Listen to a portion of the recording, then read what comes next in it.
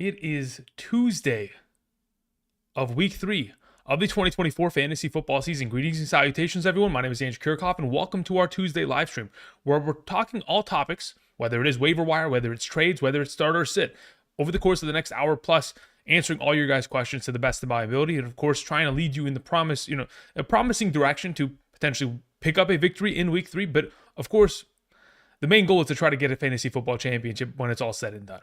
So we're trying to go in that direction. Obviously, there's been a lot of news, a lot of injuries that have taken place over the course of the last couple days. Of course, earlier today, we got confirmation that Tua Tagovailoa going to the injured reserve. Obviously, that makes a huge difference in regards to his potential for, the other fantasy options that he specifically, I guess elevates to the level in which they typically are. Tyreek Hill, Jalen Waddle, Devon Achane, etc.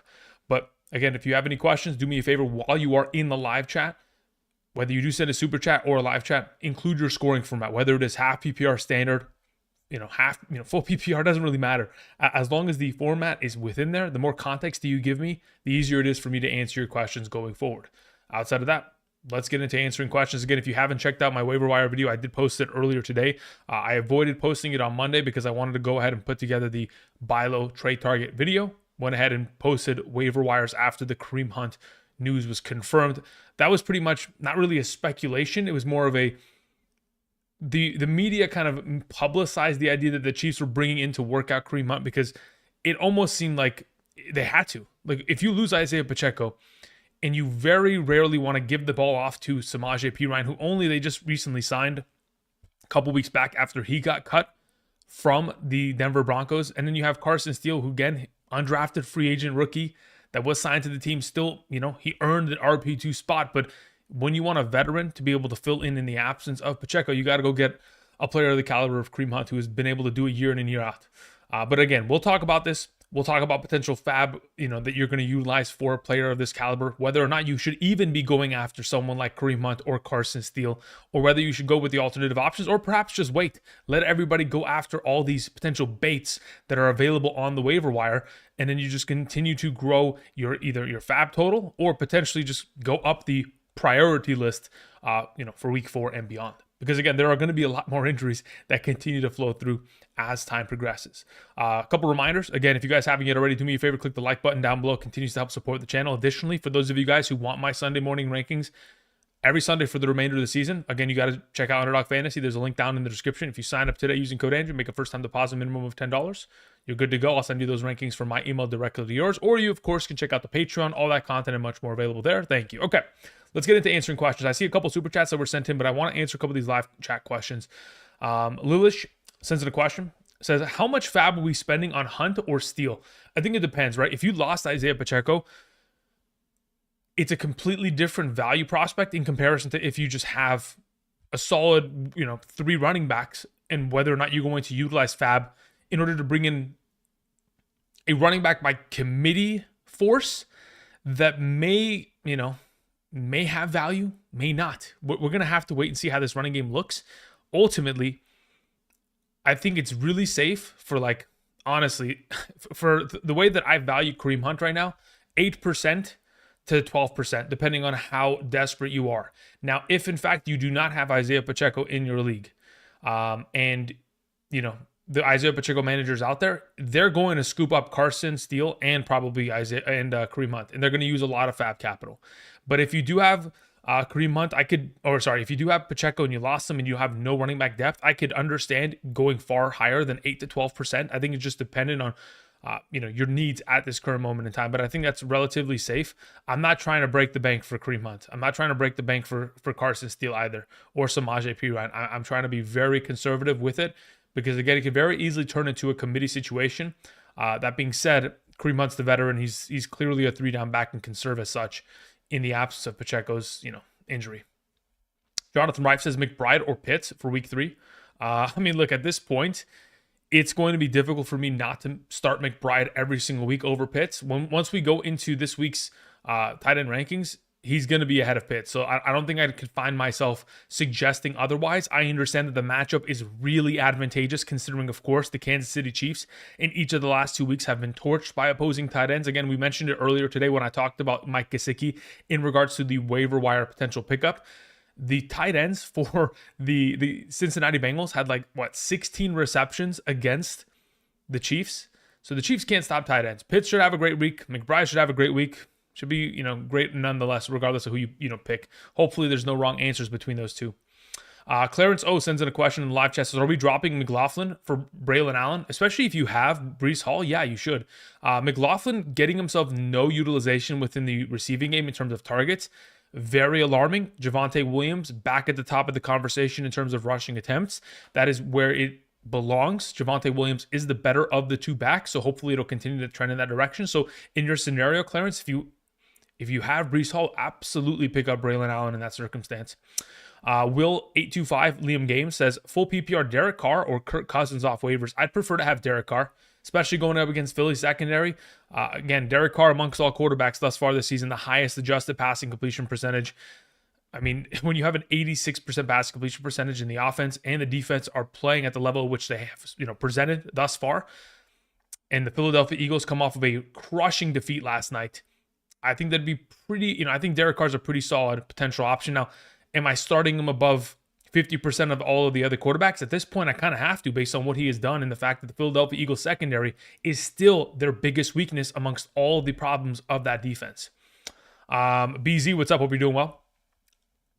Steven George in live chat says, hello, Andrew. In a half PPR redraft league, 3 wide receivers. I have Achane and Rashid Shaheed for Bijan Robinson. Achane and Rashid Shaheed for Bijan Robinson. Yeah, I don't mind that, honestly. Considering, again, Bijan Robinson really hasn't played up to his standard because he hasn't scored a touchdown in the first 2 weeks of the season. I think that's kind of a potential buy low in that circumstance. I understand that you're giving away Achane, but in the absence of Tua Tagovailoa and the return of Mostert, we may see more of a kind of committee of sorts because you can't really give Achane 27 touches a week for the remainder of the season. So we'll continue to see more of a distribution of opportunity in that backfield. And ultimately, Rashid Shaheed has played well, but if you can get Bijan in exchange, I would do that. I would take that, Steven. All right, let's see here. In the super chats, let's go ahead and catch up really quickly. I do appreciate for those of you who have sent those in, so I just want to make sure you guys get your responses as quickly as possible. So let's go ahead and begin with the first question of the day from La Raza, who says, love the hard work. Start DeMarcus Robinson or Keon Coleman this week. DeMarcus Robinson played 92% of the offensive snaps. They play against the San Francisco 49ers, which is extremely difficult, but understand that when you play against the 49ers in the position that the Rams are in, they're going to have to throw the ball for the entirety of that game. There's going to be very little instances, in my opinion, in which, as a Rams fan, I know this clearly, they don't play well in the regular season against the San Francisco 49ers. There's a reason why the last 9 consecutive regular season games where Kyle Shanahan and Sean McVay has faced, Kyle Shanahan has won all of them. Now, last season in week 18, technically, Carson Wentz and the Rams beat Sam Darnold in the 49ers, backups versus backups. Ultimately, I don't really count that. But in the last 9 games in which we have starters versus starters, Kyle Shanahan and the 49ers are just kicking our ass. So the fact of the matter is, they're going to be throwing the ball a bunch. And between those two potential options that you have, I'm probably leaning towards DeMarcus Robinson. Keon Coleman's great when he gets opportunities. And quite frankly, he just doesn't get enough on a weekly basis for me to trust the idea of starting him in this circumstance.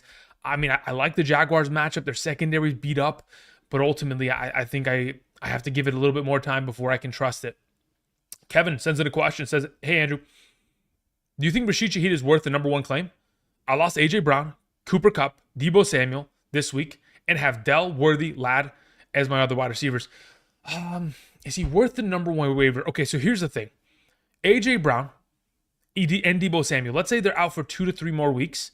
The question is, would I play Rashid Shaheed over Dell or Worthy in the absence of these two? And I'd probably say yes. I'd probably play Shaheed above all of them, to be honest, based on how well he has played thus far. So in your circumstance, do I want to use my number 1 waiver, though? Because here's the thing.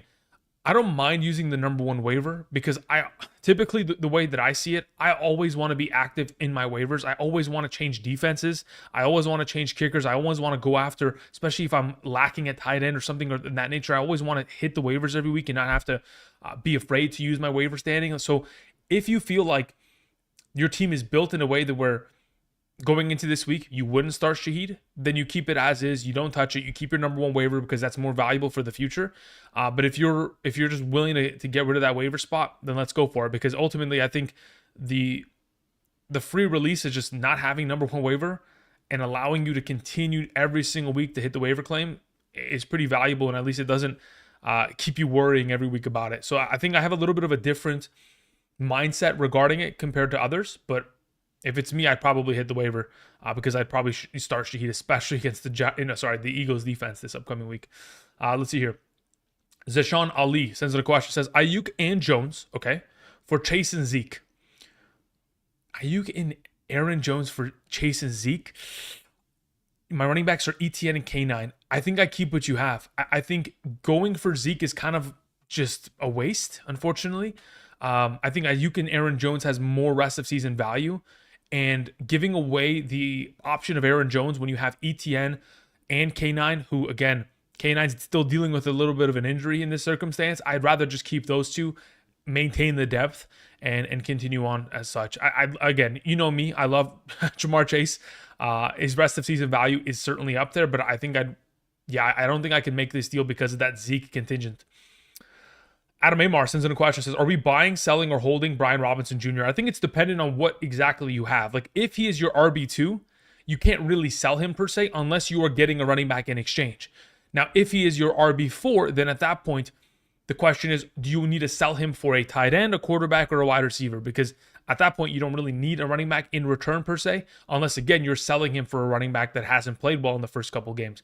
Now, when I look at running backs who quote unquote haven't played well, it's not a matter of that they're not efficient or they haven't played well ultimately. It's just they haven't put up a high volume of fantasy points where managers could be in a panic frenzy regarding that. Like a Jonathan Taylor or a Josh Jacobs. The fact that they haven't put up 20-point games yet in a half PPR scoring format can have people absolutely losing their minds to where at that point I'm knocking on their door and asking, would you like, Brian Robinson in any sort of capacity, and then try to make a move there. But outside of that, if you're looking to try to move him for a wide receiver of sorts, again, I'm always going to continue to bang the table and bang the drum of Olave because sooner rather than later, it's going to hit. Dino sends in a question, says Shaheed or JSN in the flex for week 3? Okay, so here's the thing. Based off of the target volume that JSN got last week, it is very, very, very difficult to ignore that potential for continuous opportunity. That in itself makes me think, okay, I'm more inclined to start him in comparison. If I was playing in a standard league where I get 0 points per reception, I'd probably be in the boat of saying, you know what, let's roll with Rashid Shaheed and just go for the potential for a touchdown upside. But ultimately, I'm thinking about it, and I'm in the current mindset / boat of I'd rather just roll with JSN, especially in a full PPR format. Both got, they play against the Miami Dolphins, and then I could justify playing Rashid Shaheed, but I probably will roll with JSN there. Let's see here. As for your second question, drop Wicks for Hunt. Yeah, absolutely. Why not? Damian sends in a question, says, I traded Garrett Wilson and Dobbins for Chase and Ford. Garrett Wilson and Dobbins for Chase and Ford. I don't love that. I'm going to be honest. I love Chase. Jerome Ford scares me like really badly. The fact that, again, he played 5 more snaps than Deontay Foreman, but saw 7 less rushing attempts. I'm going to hope that was just a mistake, and that's not going to be a norm going forward, because if in fact it is a norm, I think it is absolutely if your team's going to feel it. Garrett Wilson will get better over time. Dobbins, of course, has played out of his mind thus far. Chase will play better, but Ford, if he loses that job, and then Nick Chubb comes back after that week 4 in the IR return, at that point you've pretty much traded 2 for 1, and I think you've done yourself a little bit of a disservice in this regard. But again, it's just dependent on whether or not Ford has maintained that spot. Let's see here. Slaw sends in a question. Slaw, thank you very much. Slaw says, in a full PPR, would I be crazy to trade Kyron Williams and Terry McLaurin for Montgomery, Charbonnet, and BTJ? Would you be crazy to do it? Okay, here's the thing. Kyron Williams will find value once you get Puka Nacua and Cooper Kupp back on the field. So technically, that could be anywhere between the next 4 to 6 weeks. But once we get there, Until then, you're kind of on an island of hoping that the Rams offense is functionable enough to where they can score points and they can give Kyron Williams enough opportunity without two starting offensive guards, both of them going to the injured reserve. Their center missed last week's game. Rob Havenstein, their starting right tackle, has been dealing with an injury, to begin training camp, much less as of late. Been struggling to play with the injury. Five of their starting five offensive linemen could be out going into any of the given weeks upcoming. That's how bad it is up front for the Rams. So Kyron's one of those guys where I'm looking at, I'm thinking, can I get out of the scenario? And if you get Monty, I can understand it, but the rest of that compensation, I don't mind the deal. Do I love it? No, because I know that Kyron will be able to potentially get back on track once everybody's healthy in terms of the receiving core and this offensive line. Obviously, the guards aren't coming back for a little while. One of them is probably out for the season there. But if you need the pivot, you're struggling in terms of just putting together wins right now, I don't mind it. Thank you, Slaw. Michael Amato says, why so high on Hunt and not Steele? I mean, here's the thing. Typically, okay, the actions of the team will lead me in the direction to the answer, right? So why would it's more of like I'm answering your question with a question. Why would the Kansas City Chiefs feel so confident in the idea of bringing back Kareem Hunt if they didn't need him? Which obviously they do need him, and that's why they brought him in. They worked him out and they got him going. Otherwise, if they were so confident in the idea that they could just bring up one of their practice squad guys and then Carson Steele and Samaje Perine will be able to pull it and be able to carry the team henceforth, then they would have stuck with them, right? Because why have to go out, sign somebody, pay them money in order to come in when you can just upgrade one of your players from the practice squad or, just roll with the two that you already have? So I think the actions of the team by itself kind of answer the question. Like, they don't trust those two running backs. They would rather have another running back who's a veteran, who has proven in the league that he can get the job done, whether it's on the ground, through the air, and additionally already has a built-in understanding of how this offense functions. A lot of the overall jargon that is going to be utilized in order to teach him this playbook in this short amount of time is going to be very familiar with him. He's been in an Andy Reid offense before. It's not like this is something new. And quite frankly, just like he did last year, he came off of the couch in week 3 after the Nick Chubb injury, and he was immediately within the offense. So there's a chance that Kareem Hunt could in fact play this week. I mean, again, there's a reason why he got immediately signed. It's because he's ready. He was preparing for a moment like this. So if you're looking at me and you're asking, why not trust the undrafted free agent rookie that was on the team, is because he hasn't proven anything to me. Can he prove it? Absolutely.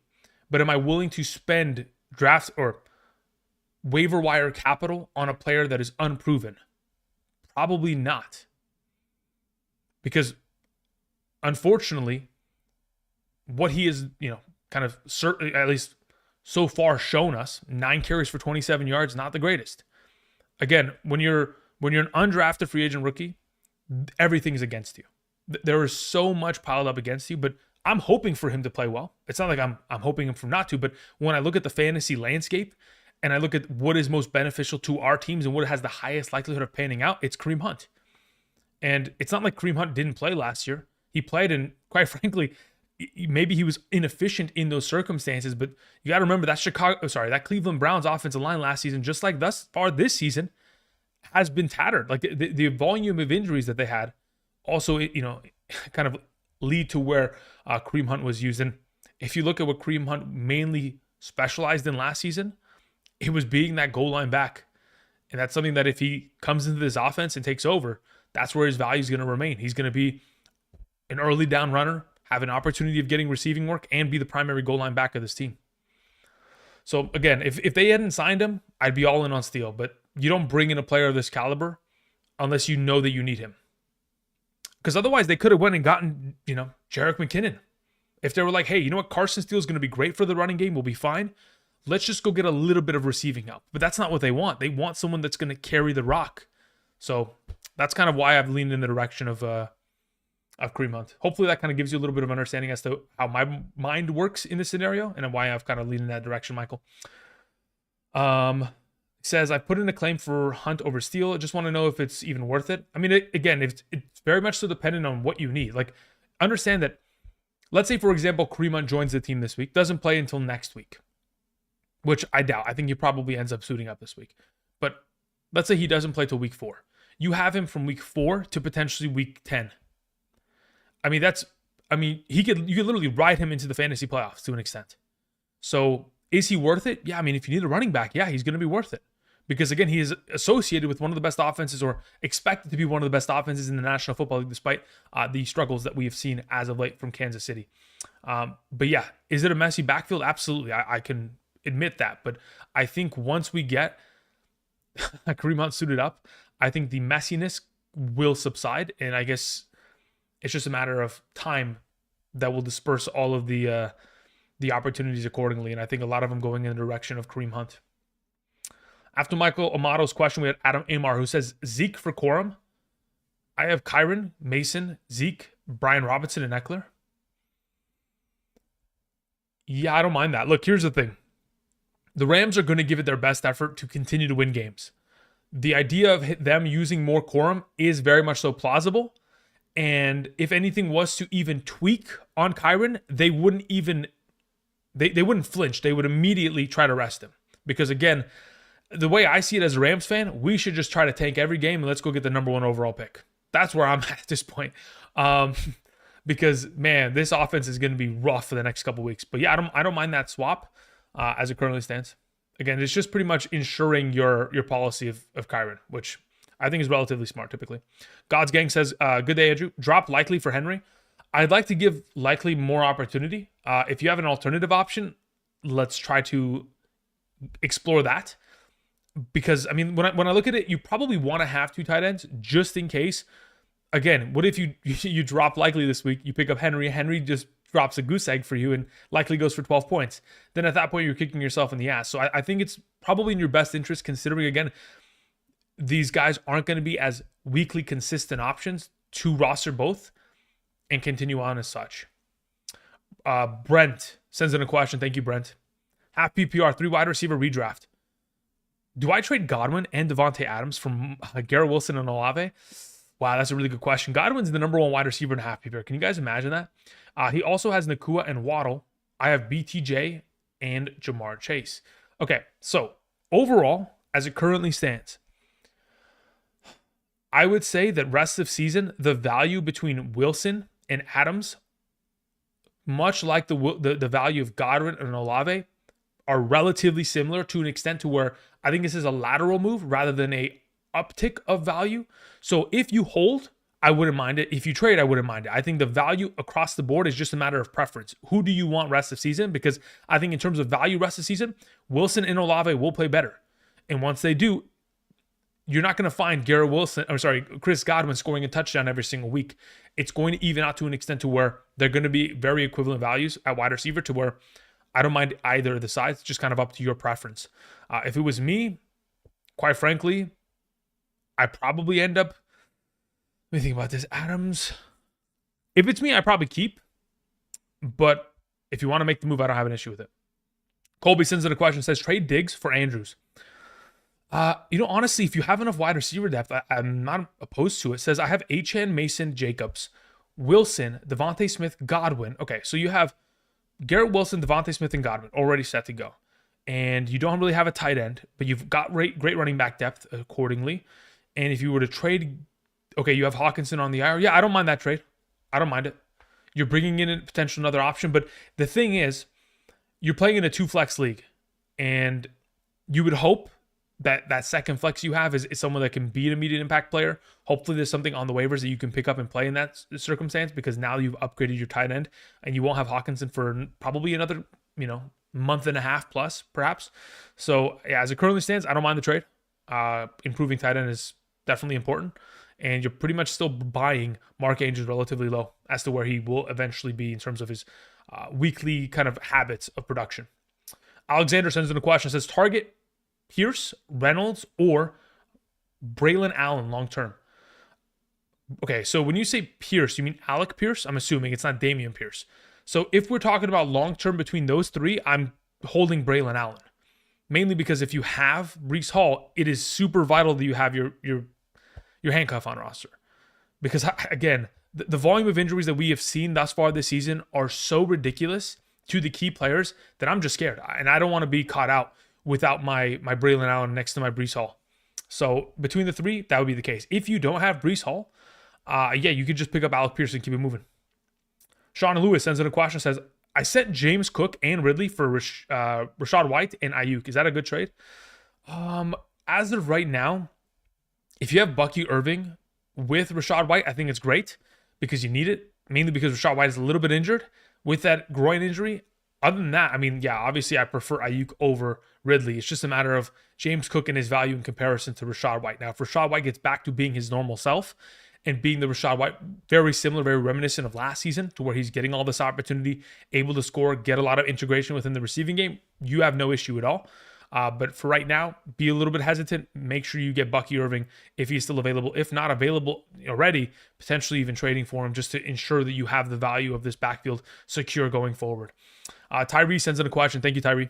Says, I have Brian Robinson Jr. and Eckler. Full PPR. I need a wide receiver. Got it.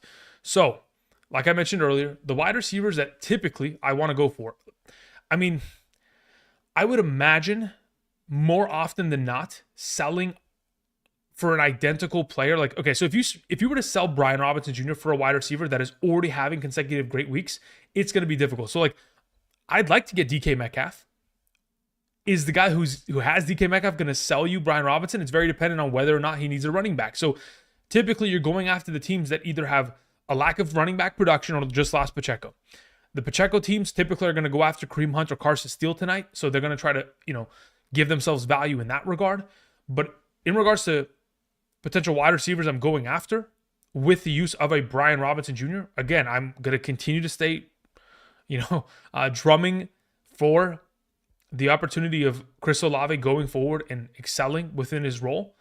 Additionally, I mean, right now, if you can somehow, some way buy low, I mean, it's not really buy low, just buy injured on A.J. Brown, I would do that. Garrett Wilson, I will take. Let's see here. Let's look at other names. What is another player that's just kind of Brandon Ayuk? Thank you very much. We'll take that as well.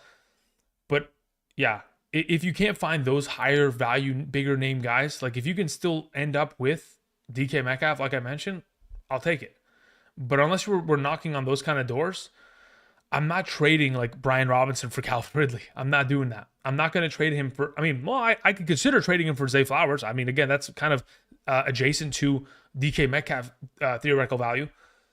But yeah, there's no way that you can go up to trading him for anything higher than that. I mean, there's no way that the Rashee Rice guys or Devontae Adams, maybe Drake London.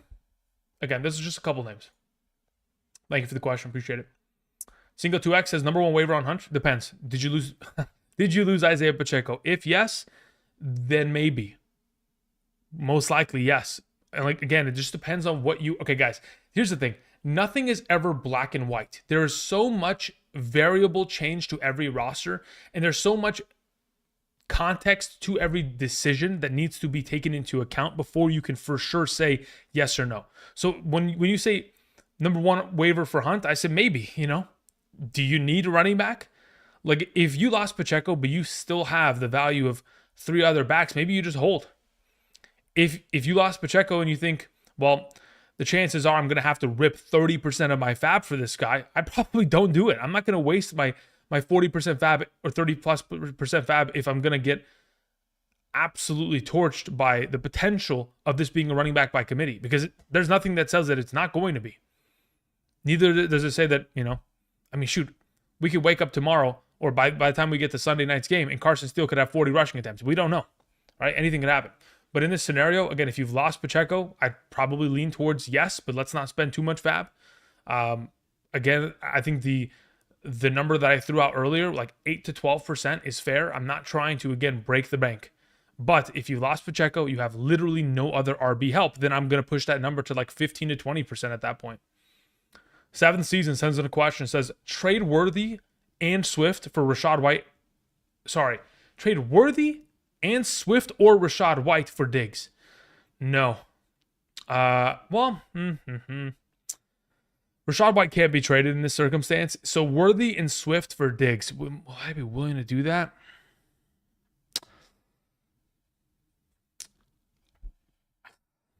I don't mind it, but I don't love it. And because I don't love it, I'm probably going to say no. Bruce Cowdery sends in a question, says, your thoughts on Thielen with Dalton as quarterback in a full PPR flex?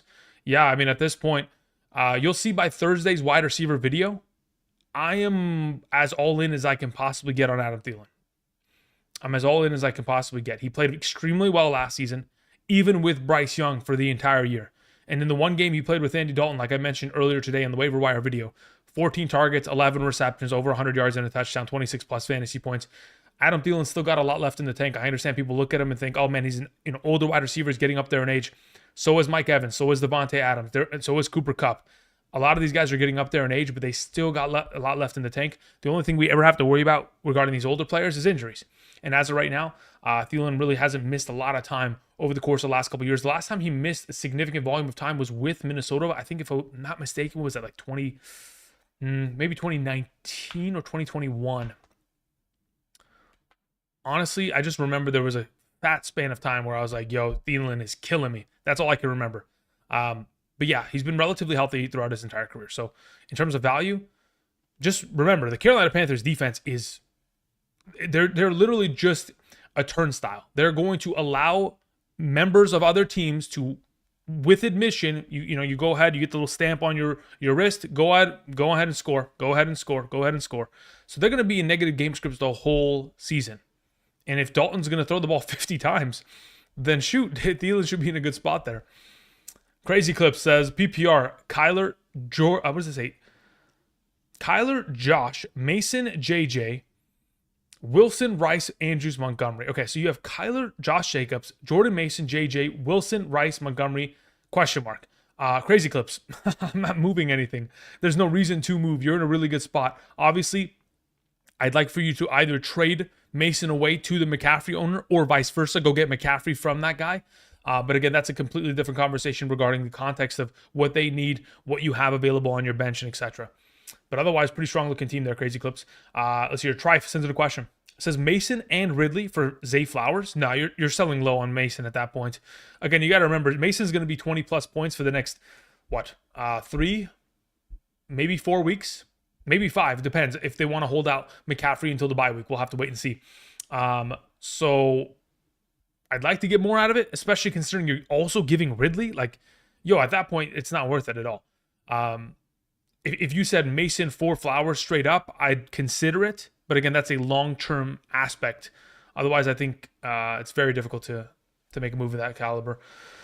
Mike Gutierrez says, PPR, Burrow, Kamara, ETN, Evans, Reek, Kittle, Rice. Okay, very well. Pretty strong-looking team across the board there. Obviously, the biggest concern is Tyreek Hill, but again, he's an elite-level player.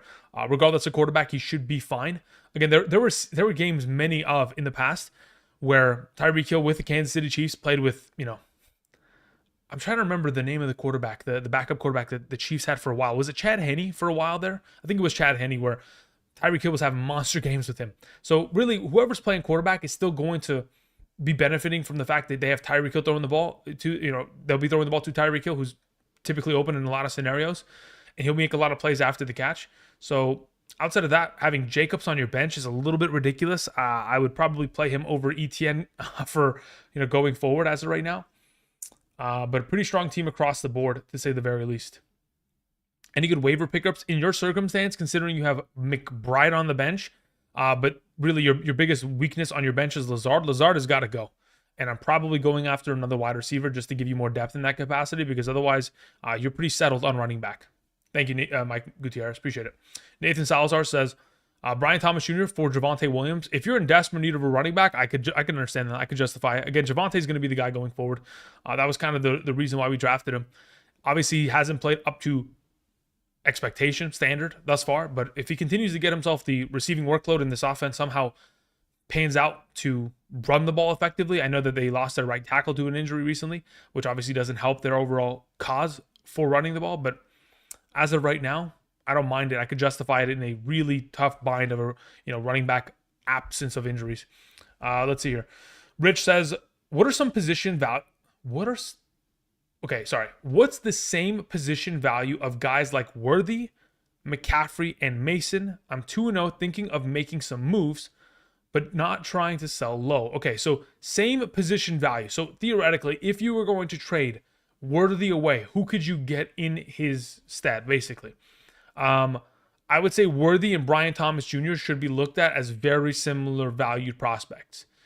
So that's what I'm thinking off the top of my head. I think that's relatively fair. Both rookies in that circumstance, both have gotten themselves a lot of success thus far.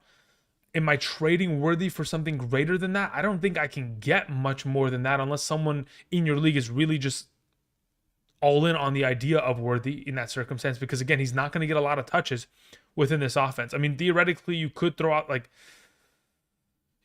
George Pickens, but that's not enough target opportunity either. But yeah, I guess they're kind of the same. They're very much so touchdown dependent and have to make big plays. So I guess that theoretically works as well. For rest of season value, yeah, I think that's kind of the range that we're looking at. Don't think you can. I mean, you could try to go for a Diggs, but I don't think you'll be able to find much success in that kind of a move.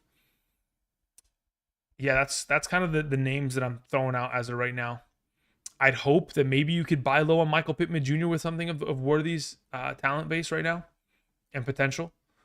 As for Christian McCaffrey, Mason, I think I mentioned this the other day. Unless I'm getting a top-tier running back in return, I am not giving it up. And when I mean top-tier running back, I legitimately mean unless I'm getting back Breece Hall, Bijan Robinson, Saquon Barkley's of the world, why do I need to give up Mason McCaffrey? Mason McCaffrey as a duo is 20 points per game.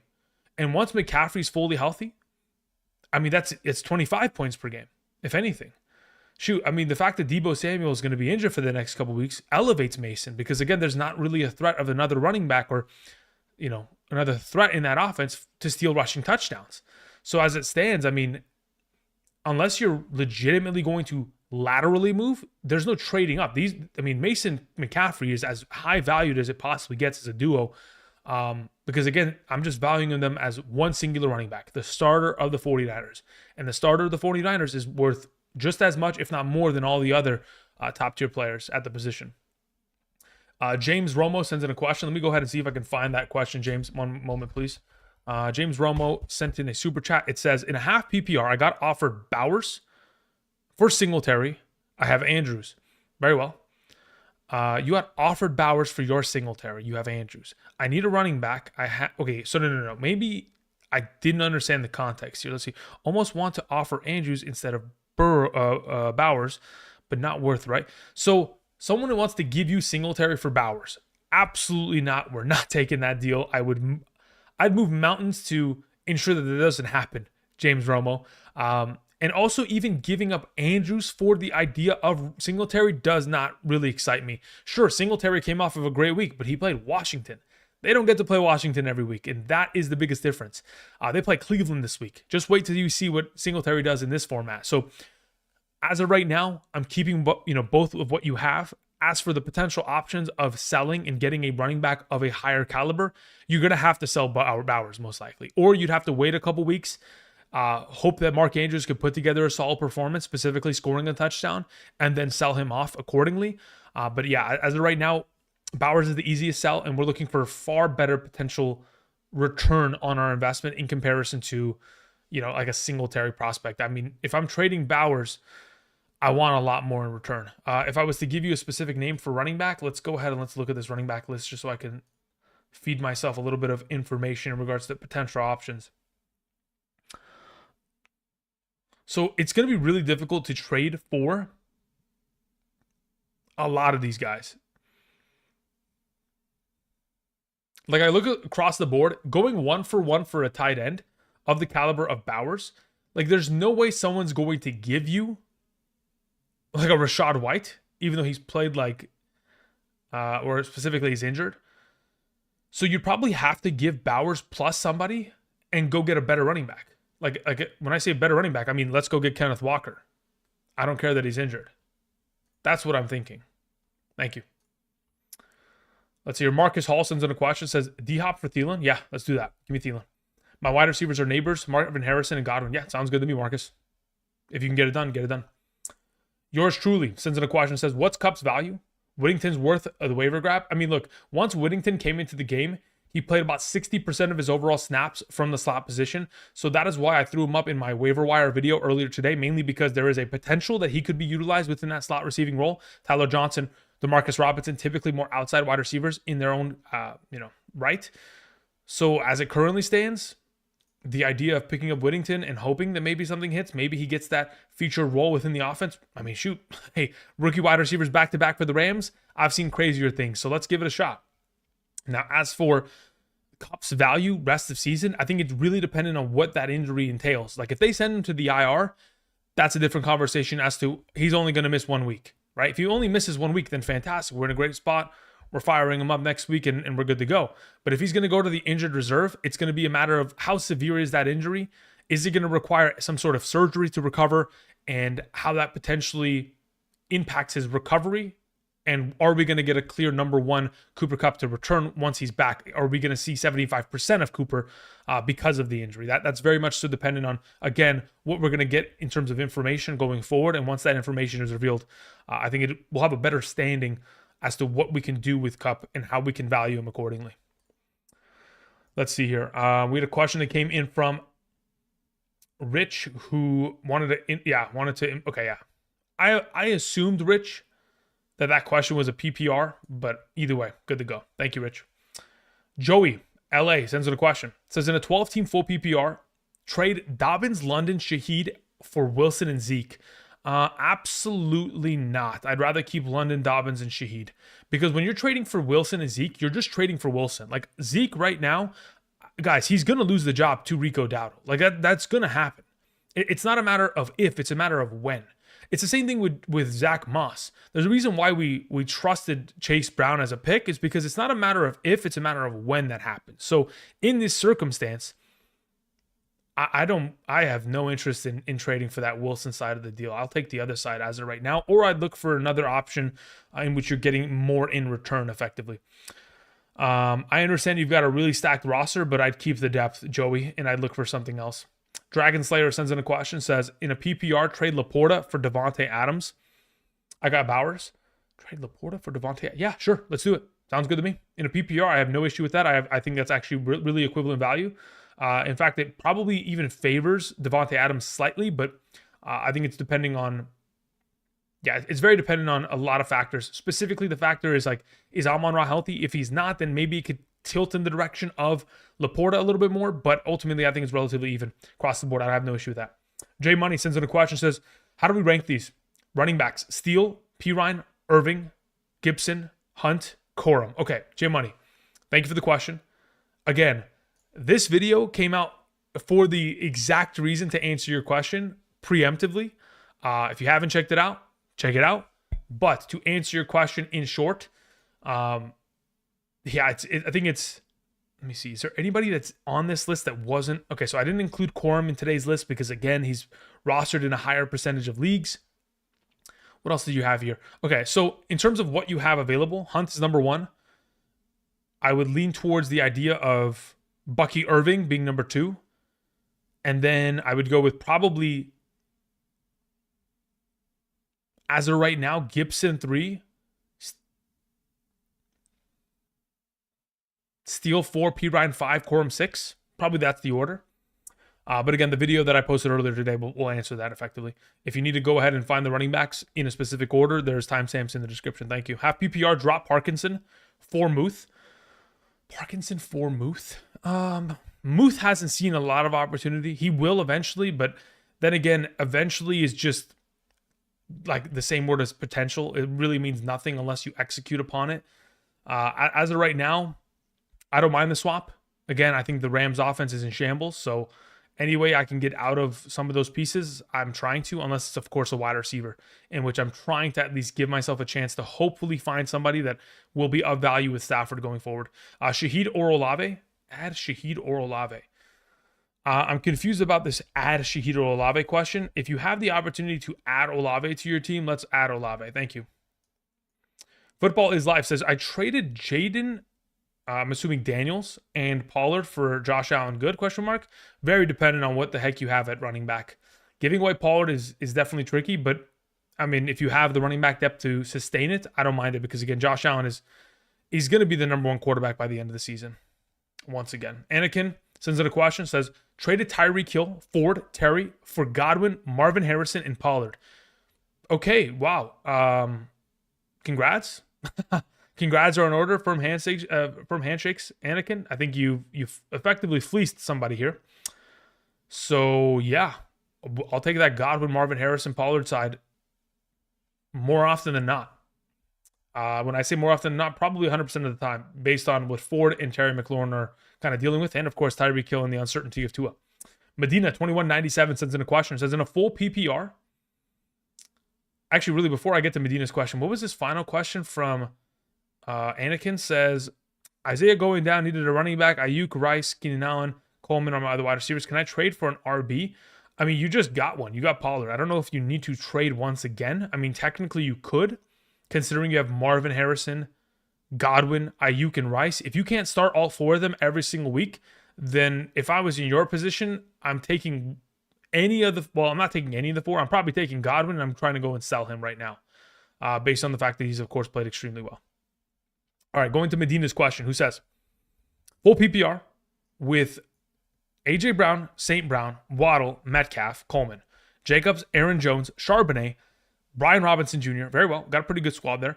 Should I drop Coleman for Shaheed or Jennings? Should you drop Coleman for Shaheed? I'm okay with that. Again, Coleman is a player that is a long-term, like pretty much investment. So if you think and you see your roster, you think, okay, well, I've got St. Brown and I've got Waddle. I've got I've got A.J. Brown. Two of them could be injured. One of them could be completely dead silent this week because of the quarterback play. I need somebody else just in case. I don't mind that because, again, Coleman's not going to provide you the option of having a starter. But in these scenarios, if A.J. Brown, St. Brown, and Waddle or Metcalf are healthy, you're never playing Shaheed. So the question is, like, would you rather hold Shaheed on your roster, never playing him, or hold the lottery ticket of Coleman and his potential upside going forward?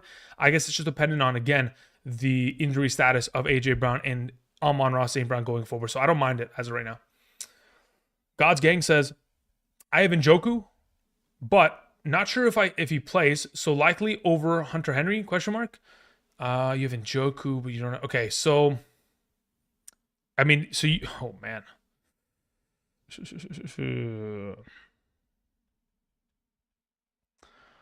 As of right now, I'm not dropping likely. I'm not doing it. So if you can't drop anybody else, yeah, at this point, you just got to hold.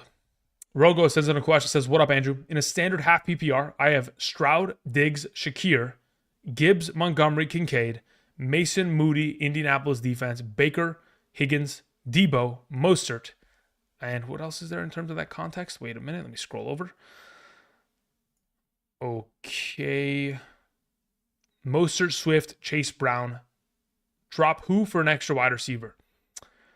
At this point, considering you have Stroud, if you're never going, well, let me see here. When's Houston's bye week? Texans bye. Texans have a bye week in week 14. If I was you, I'd drop Baker Mayfield or I'd trade him. That's how you get another wide receiver. Because ultimately, you technically don't need him unless we expect Stroud to get hurt in the near but not distant future, which, again, I'm not going to hope that takes place. I'm just going to say I understand why you have I understand why you have Baker there as an insurance policy, but I don't think you can afford to hold it there with all the injuries your team is already accrued. Now, if you're not willing to drop Baker, you've got to then move Mostert. That's the only other option you have. Or actually Shakir. Can't get right sends in a question, says, in a 10-team full PPR, I have Josh Allen, Bijan Robinson, Achane, Harrison Jr., Rice, Kincaid, Montgomery. Very well. The bench consists of Reed, Keon Coleman, Mostert, Josh Palmer, Parkinson, Ridley, Brian Thomas Jr.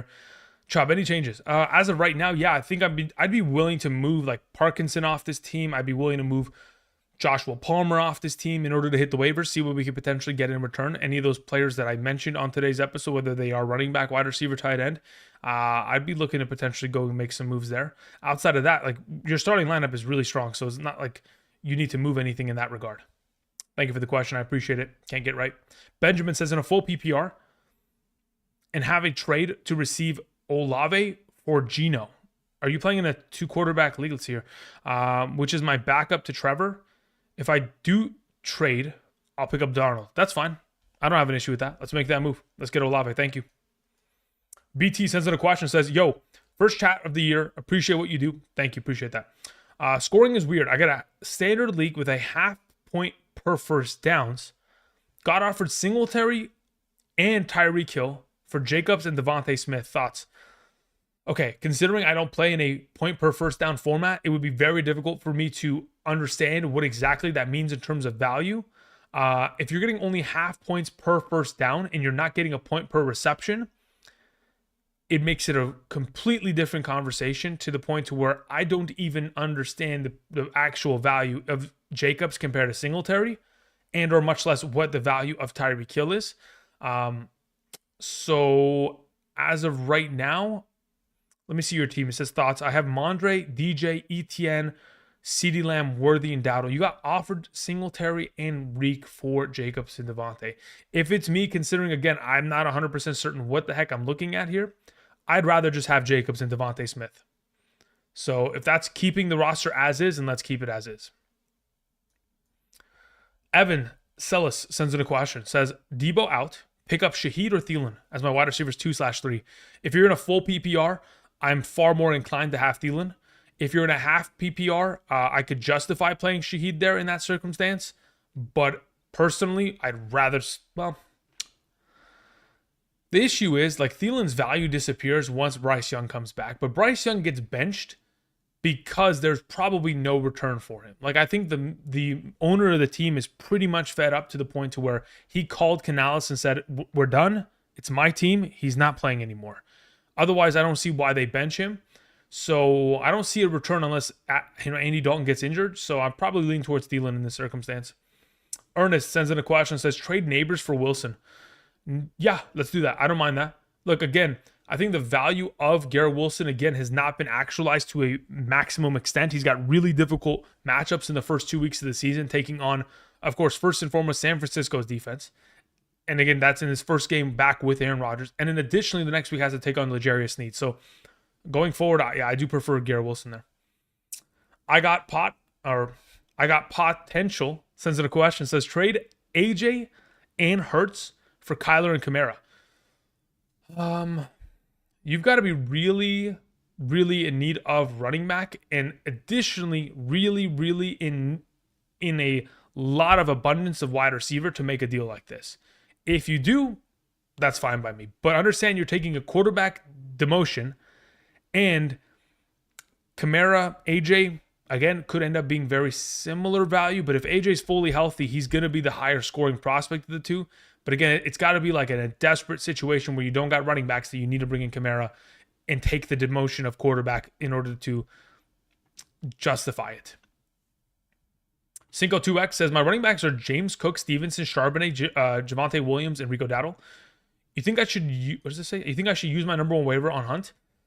James Cook, Stevenson, Charbonnet, Javonte. Okay, so you've technically got 3 starting running backs. Charbonnet is not really technically going to be utilized within this rotation if Kenneth Walker remains healthy, which he should.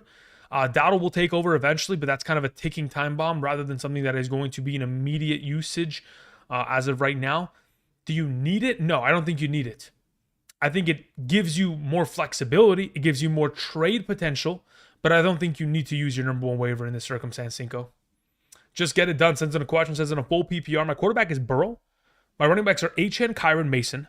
My wide receivers are CeeDee Lamb, Rice, Williams, London, and Higgins. Tight ends are, is that Brock Bowers and Andrews? How do you guys get broke? How is everyone getting 2 tight ends of that caliber?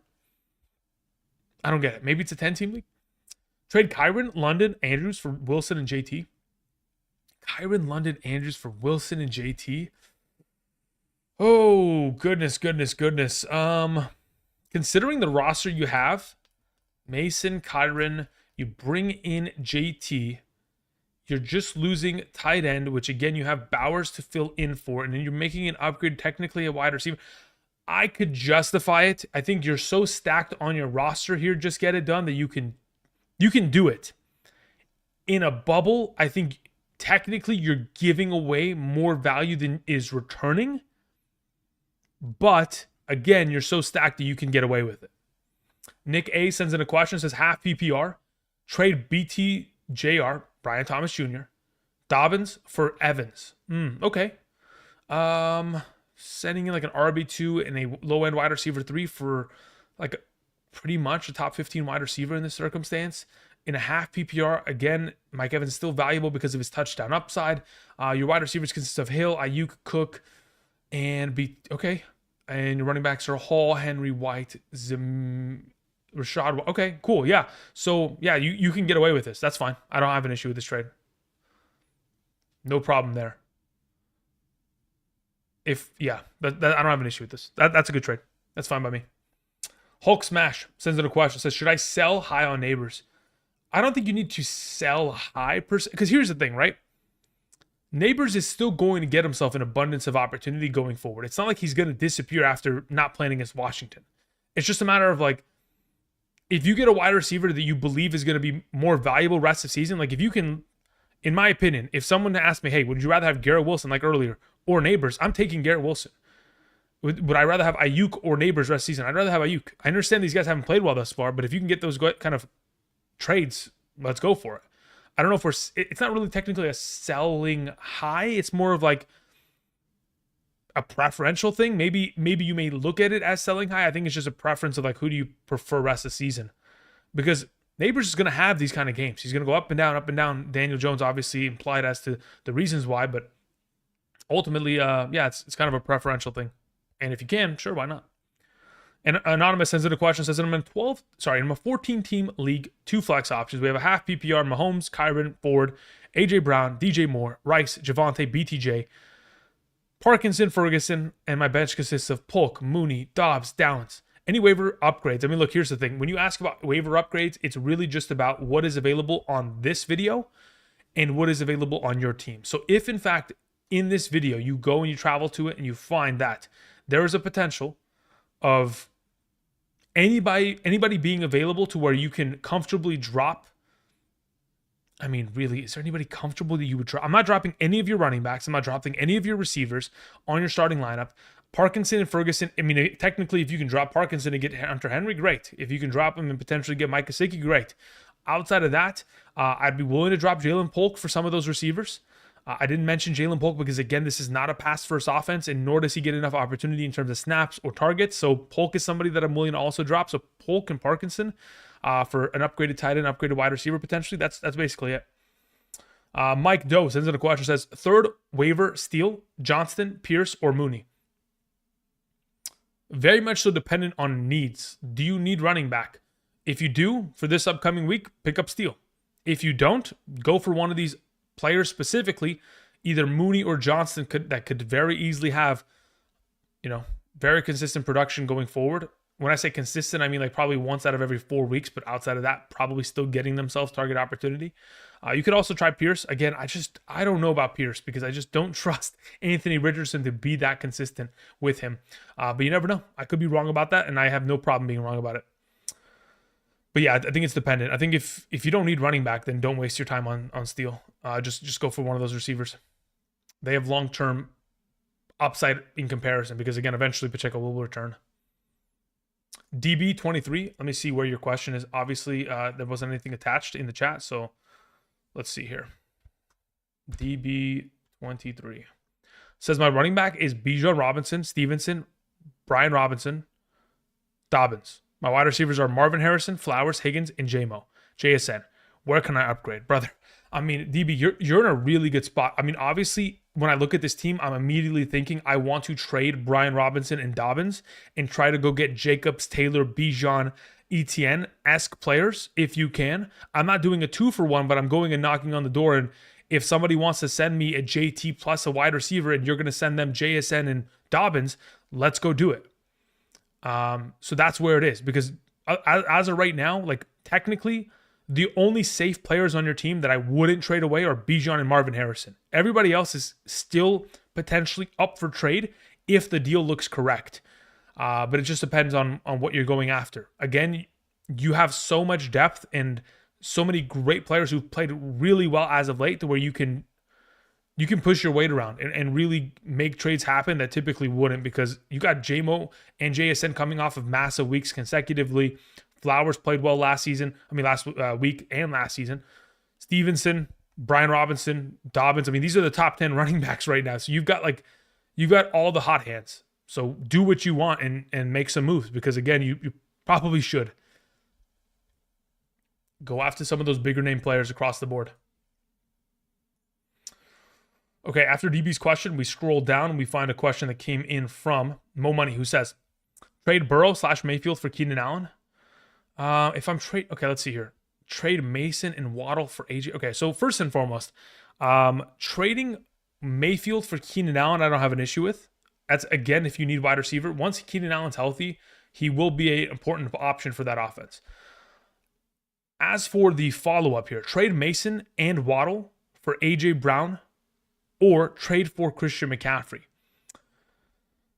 The fact that you have to, I mean, I get it. You're selling it. Okay, so here's the thing. Are you trading the Mason Waddle to the McCaffrey manager? If so, I'd rather just go and try to trade for McCaffrey himself. You have what? Waddle, Puka, DeMarcus Robinson, Kamara, JT, Montgomery, Mason, Eckler. I see. I mean, at this point, yeah, look, the depth does not. Unfortunately, you don't have enough depth to make a move of that caliber. Because you'd have to give away Waddle and Montgomery. And at that point, you have no wide receivers. And you're bringing back a running back in exchange. So, in this circumstance, if this is the best out for you, let's take it. Thank you, more money. Van Man says, Zamir versus the Panthers or DeMarcus Robinson versus the 49ers? Depends on format. I think if we're playing in a half PPR, I'm probably playing Zamir against the Panthers, and I'm doing it very comfortably. In a full PPR, I could convince myself of playing DeMarcus Robinson, but I probably won't. I think I'm probably just going to stick with Zamir there. Mean DeBush says, would you trade Diggs and Likely for Kelsey? In a 12-team full PPR, I have Devontae Adams, Godwin, T. Higgins, Brandon Cooks, Whittington, and Njoku. Would I trade Diggs and Likely for Kelsey? Probably. I would. Look, here's the thing about Likely. We knew that Mark Andrews wasn't going to go anywhere because, again, he's just too talented. And the lack of usage from Likely this last week in a game in which, of course, it's not like they easily were able to score. Like, they struggled a lot, especially in that first half. And even in the second half, even though they scored a lot of it not going in the direction that we want to, specifically with Likely. So if you can really just buy low at this point on Kelsey, I don't mind it at all. Let's see here. We move on to a question that comes in from OJ Running, who says, Njoku, Goddard, or Gesicki? Now, are we talking about this week or are we talking about future weeks? Because if we're talking about future weeks, it's probably Njoku when healthy. If not the case, if we're talking about this week specifically, I'm probably leaning in the direction of playing Gesicki there. Because again, the other two specifically, first and foremost, Njoku's probably not healthy. And on top of that, Goddard didn't do anything this last week. And I mean, what do they take on? New Orleans? Don't really want that right now. Nel Santiago says, hey bro, Jackson Smith and Jigba is available in my 12-team full PPR league. Is the first, yeah, you're using first priority on him. He is first priority. How much fab percentage? I would be willing to use. We would bake. Honestly, I'm thinking about breaking the bank for that one. Let me see here. What kind of snap share did he have last week? If I go to Seahawks snap count, 83%. I mean, they were exclusively sitting in 12 personnel sets, or 11 personnel sets, which is really, really strong. Let me check something really quickly. Let's go here. I think I'm willing to break bank for it. Because, I mean, that is way more valuable than a Kareem Hunt or an Adam Thielen. It's not even remotely close, to be honest. Let me see here. Yeah. So, in your circumstance, especially if you need a wide receiver, is it crazy to drop more than 40%? I don't think so. I think I may even be willing to drop more than 50%. Because if I get JSN, and JSN produces the way that I expected him to preseason, to be a pretty much low-end top 36 wide receiver. Yeah, but then again, you can find another one. Like, you can find Thielen. He can maybe even pull that off. So maybe it is like maybe not even 30. Maybe it's like 25%. I guess it depends on how desperate you are. I don't want to go overboard on this. I'm talking myself into spending more, which, again, I don't think I should. Because you can still find evident value that's close. But if he produces like top 24 productive this year, and I mean, the Seahawks are actually good and they continue to win every single week, it's that 40% number. But if it's not, then you're sitting at like 21, 22% this week. I want to drop to 40%. But that's me, and I'm a crazy son of a gun. Again, I'm the guy who put $1,000 on Alvin Kamara to catch the ball 4 times on Sunday, and he didn't do that. So, classic Andrew. Old J Running says Braylon Allen or Swift for my bench. If you have Breece Hall, I could justify going for Braylon Allen, but I think you'd have to have 3. So you'd have to have 3 other running backs outside of Braylon Allen on your team that are starters. If you don't have that and Braylon Allen's your 3rd running back, I'd rather just keep Swift. Connor sends in a question, says in a full PPR, I got offered Amon-Ra for Kyren Williams and Devontae Smith. Interesting. This leaves me with Connor, Brian Robinson Jr., and Spears at running back. Have Ayuk and Godwin at wide receiver. Yeah, I think I keep Kyren and Devontae Smith in this circumstance. I think you're just giving up a little bit too much depth that I'd rather just have remainder of the season going forward here. Yeah, I'd rather just have the alternative options of being able to pivot from Brian Robinson to Kyren Williams in bad matchups like this upcoming week. I'd probably do something of that nature. So, yeah, for right now, I'm probably leaning in the direction of just keeping Kyren and Devontae there. Hayden Riggs sends in a question, says, just traded Mike Evans and Rashid Shaheed for Chase and Christian Watson. Thoughts? Yeah, I'll take that. I don't have an issue with it. I'd prefer the Chase side there. Mike sends in a question, says, percentage of fab that we use on Rashid and Carr. If you're playing in a 1 quarterback league, I don't think we're spending more than like 4 or 5% on Carr. I think Rashid Shaheed can justify somewhere between like 7 to 8, maybe even 10% if you're playing in a 12-team league. If you're playing in like a 10-team league, at that point, everybody's got an all-star team, so really you don't need him per se. But yeah, Carr's like 4% at most, maybe even 3.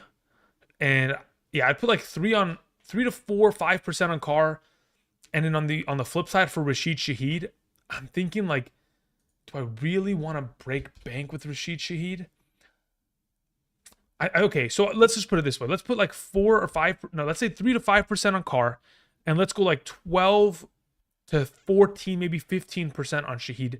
If you're super desperate for wide receiver, maybe 16%. All right, let's see here. We had a question that comes in from Fansky. Fansky, thank you. So salutations, thoughts on these moves? I need a wide receiver. I have Burrow, Kupp, Neighbors, Bijan, Achane, Kincaid, Swift, Coleman, Gus. Okay, very well. So pretty thin on the bench, to say the least. You're going to have to trade Kupp and get as much as you could possibly get out of him. So if you can find somebody that wants to give you a Metcalf or an Olave or a London or an Ayuk or something of that nature, please and thank you, and do something of that exchange. Otherwise, you can maybe try to take Kupp and sell him for 2 wide receivers to give you more depth, because again, you don't have any at wide receiver. So that's probably another play that you could end up making, Kupp for JSN and another player. But yeah, you're definitely going to have to make some moves here because you are in trouble. Otherwise, try to hit the waivers and get that Adam Thielen going in your direction here. Marion Garcia sends in a question. There wasn't anything attached. Let me see if I can update the live chat and see if, in fact, the question is there. Marion Garcia says, in a full PPR, 12-team league, my team is Josh Allen, Kamara, Josh Jacobs, Lamb, Tank, Trey McBride, Higgins, Shakir. Okay, very well. So pretty solid team across the board here. Relative balance. Bench consists of Jonathan Brooks, Quentin Johnston, Cooks, Rome Odunze, and Jerome Ford. What's the move to make? I mean, look, Josh Allen, Kamara, Josh Jacobs, Lamb don't have to move. Trey McBride does not move. So really, you just have kind of positional pieces of Tank, Dell, Higgins, Shakir that in this circumstance could play better in the future. But I mean, ultimately, until they do, you can't really make a move on them.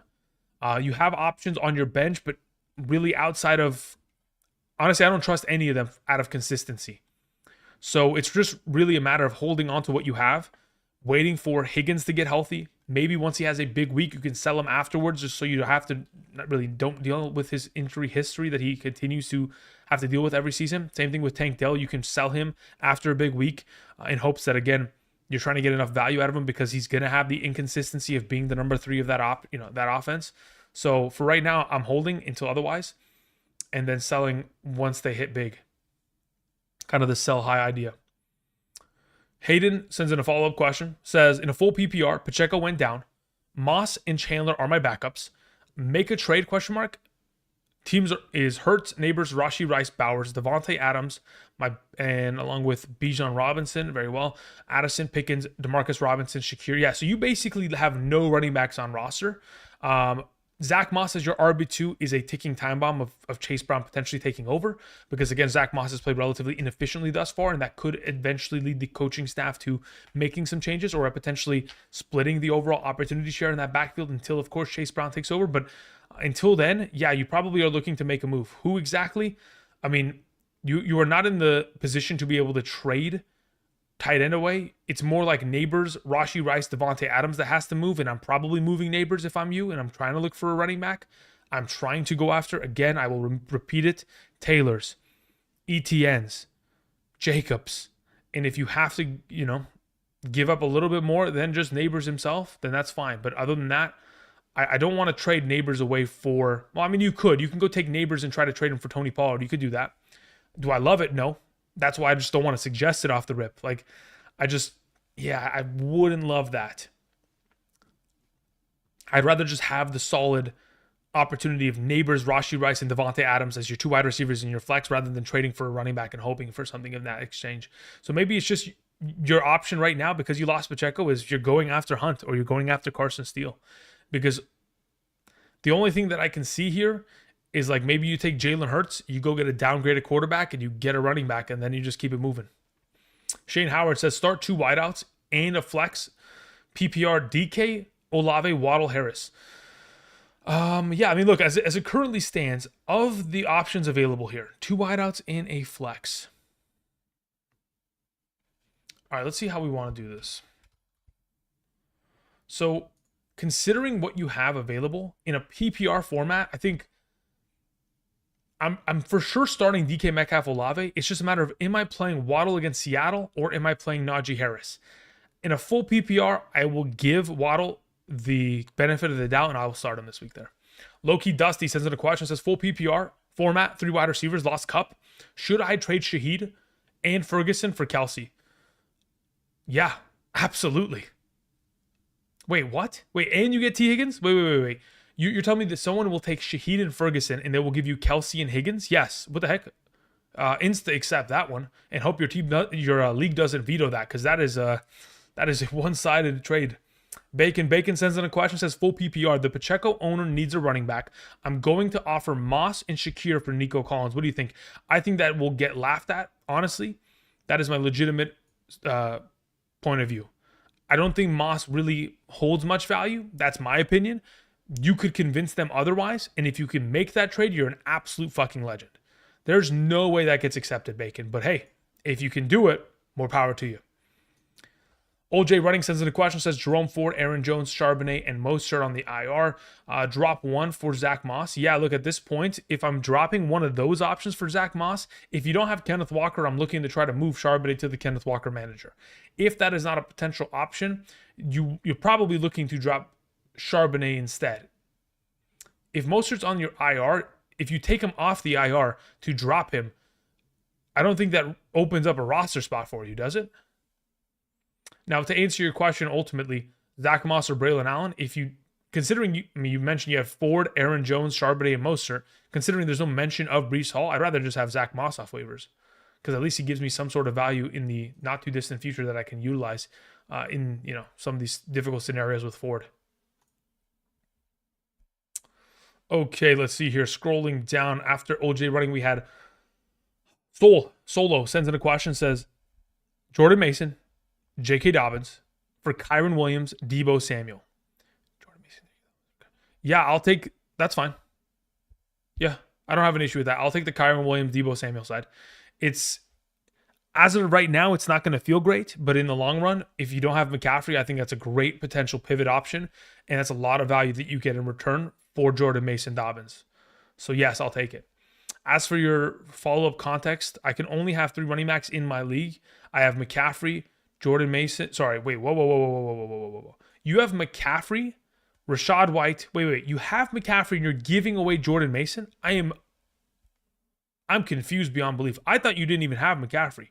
Wait a minute. Solo, You're keeping. Why would you give away? Look. There's no logic in giving away Jordan Mason while you have McCaffrey. Unless McCaffrey comes back tomorrow, or unless, you're best friends with Christian McCaffrey. And if you are, please let us know how he's doing. Because if you know something we don't, there's no reason you should ever be trading away Jordan Mason when you have McCaffrey on roster. You have McCaffrey, Mason, Dobbins, and Rachaad White. So you're good to go. You keep them as is. And I understand you're saying you can only have 3 running backs in your league, but we'll address that when we get there. Because we'll address that when we get there. When the time comes, you just drop Mason. I don't think you're making this move now. Shoot. Now that you're presenting it, you just drop Mason in the future? Shoot. No, you have to make this move. Wow. I hate that your league has this functionality where you can only hold 3 running backs. That is probably the most bogus. That is awful. It makes you have to trade away your running backs. Because when the time comes and you have to drop Mason, yes, you've gotten the value out of him, but then theoretically you've taken the discounted running back because...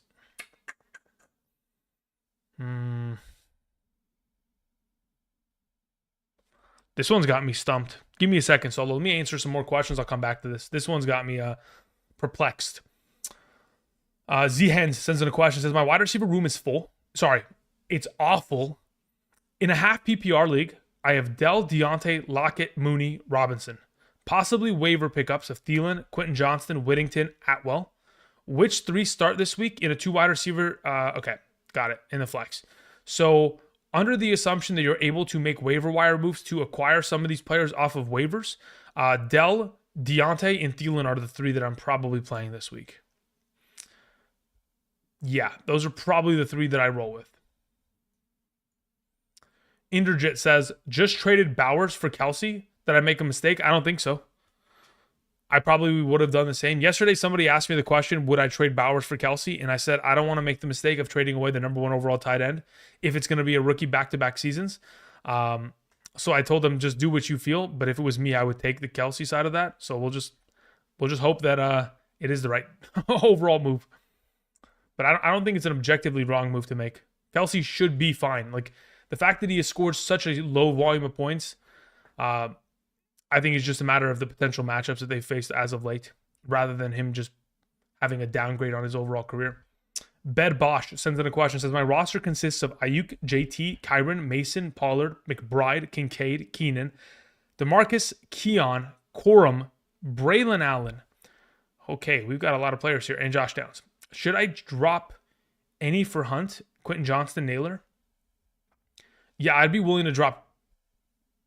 Honestly, considering what you have on roster, I'd be willing to drop.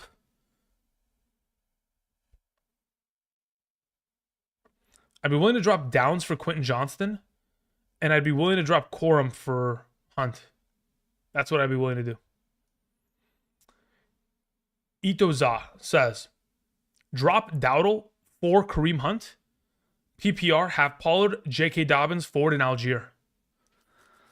I think Dowdle eventually takes over the Dallas backfield, so I don't really want to drop him.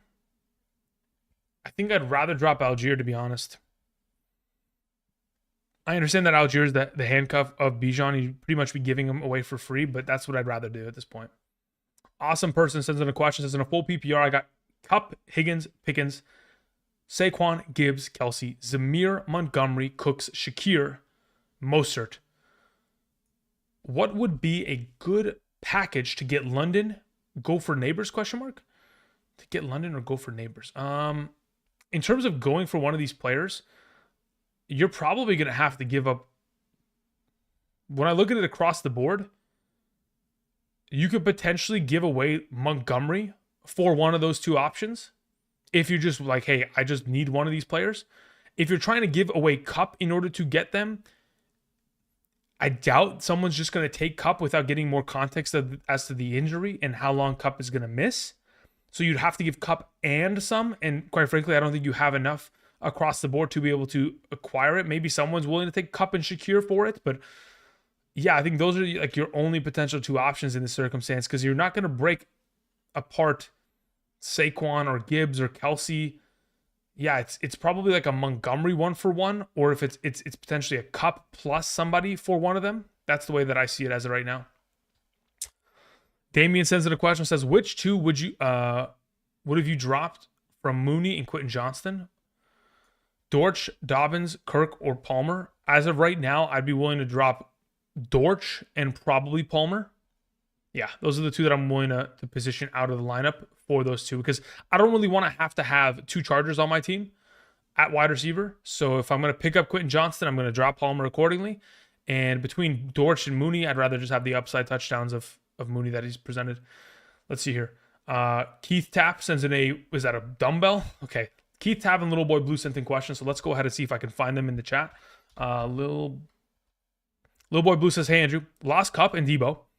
Would you prioritize Darnell Mooney or Quentin Johnston off of waivers? Got Pitts and Dobbins in the lineup. So as it current, okay, got it.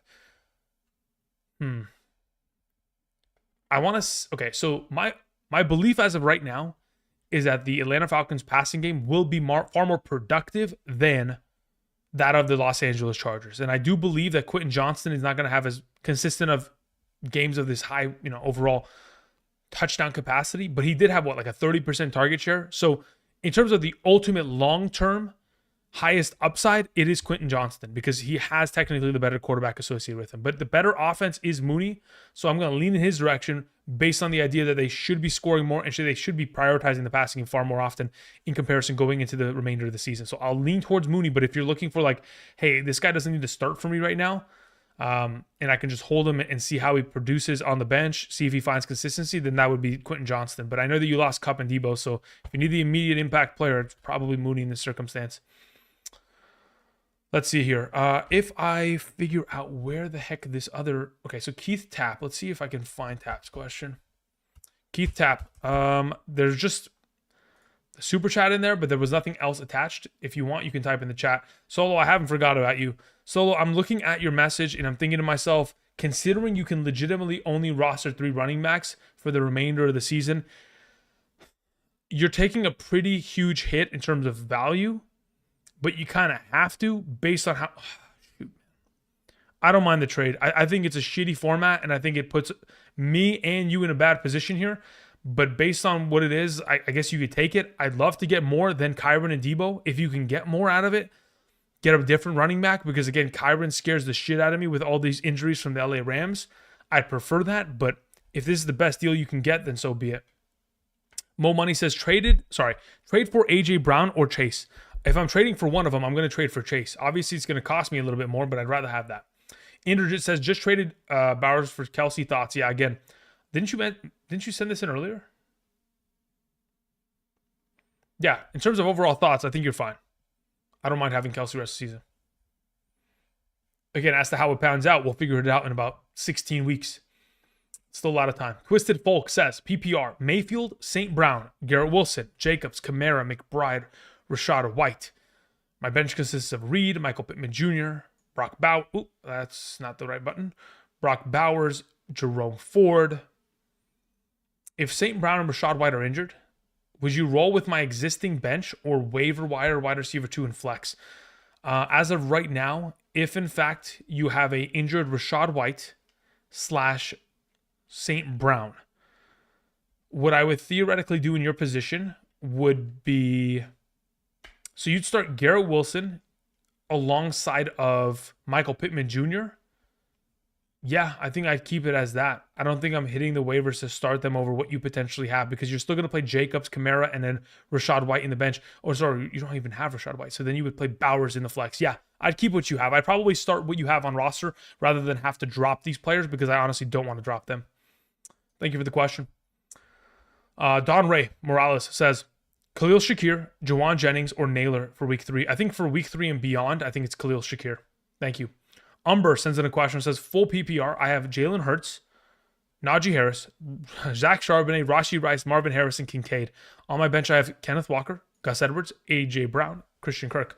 Looking for a replacement for Najee, question mark. Najee Harris will get better over time.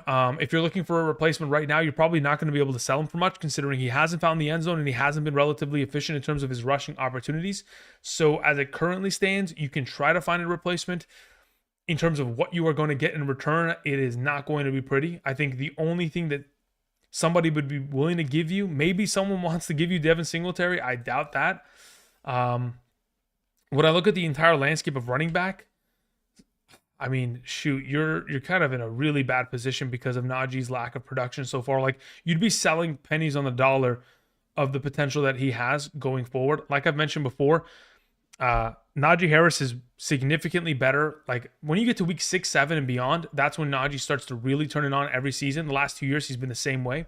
So you can theoretically try to trade him for Javonte, but I really feel like that's a lateral move. You're not going to really be able to trade up with him unless you add an additional piece alongside of him. Let's see here. We move on to a question that comes in from Young Money, who says, drop, what is this, Williams for Derek Carr? Yeah, I would drop Caleb Williams for Derek Carr. I have no issue with that. Also, do I add Braylon Allen for Dobbs? Yeah, that works for me. I Got Potential says, okay, I mentioned a trade earlier. It's A.J. Brown, Jalen Hurts for Kyler Kamara. My wide receivers are currently A.J. Ayuk, Zay Williams, Jameson Williams, Pickens. My running backs are Gibbs, Mixon, Gus. I'm concerned about A.J. Brown's hamstring. I'm currently 0-2, and I lost by 0.1 SMH. Yeah, that's tough. Okay, yeah, listen, if you think that A.J. Brown is going to have one of these injury problems where he's injured, he tries to come back, he gets injured again, he goes to the IR, he comes back, he gets injured again, and then we're in an absolute loop of disaster, then that's fine. Again, when I look at your team, yes, you are definitely in a position where you don't have to make this trade. You've got depth across the board. But if you feel comfortable doing so because you want to be able to ensure that you have an RB2 because Mixon is still in that limbo with his injury, I don't have an issue with this. Again, like I said, it's very dependent on what you need on roster. And quite frankly, losing A.J. Brown doesn't kill you. And gaining Kamara in exchange is fine. Yes, you take a little bit of a downgrade at quarterback, but still, if you're trying to switch things up and avoid the injury risk of A.J. Brown, and of course, whatever the heck comes from the downgrade of Jalen Hurts in the absence of A.J. Brown, then that's fine. I don't have an issue with it. Thank you again. Appreciate it. After I Got Potential, we had a question that came in from Z Hens, who says, half PPR, I have Kyler, Saquon, Kyron, Kenneth Walker, McBride, Dell, Deontay, Lockett, Robinson, likely Corum. Okay. I mean, look, when I look at this team as a whole, right, you've got two great running backs, stud tight end and quarterback combination, and then you've got no wide receivers. And that's just it. How do we address the wide receiver position? The issue that remains with this scenario is that as long as Kenneth Walker's healthy, you don't have Charbonnet, which hurts, but it's probably a position where you're like, all right, I need to trade Kyron, go get a wide receiver, and then figure it out from there. That's probably your move. Because otherwise, you are in trouble at wide receiver. You might also be in a situation where you take Kyler and you go trade him for a downgraded quarterback and get a receiver. Or you just don't even trade him for a quarterback. You're taking Kyler, you're trading him 1-for-1 for a receiver, you're hitting waivers, you're getting Geno, you're getting Derek Carr, and you're starting them going forward. And then you're, again, still trading Kyron for a wide receiver. So I think that's how you do it. Because right now, your wide receivers are so rough-shot that we can't let you spiral here, Z-Hands. You're gonna have to make some moves in this scenario. Connor says, I'm scared about the Rams fall apart and Kyron becomes worthless.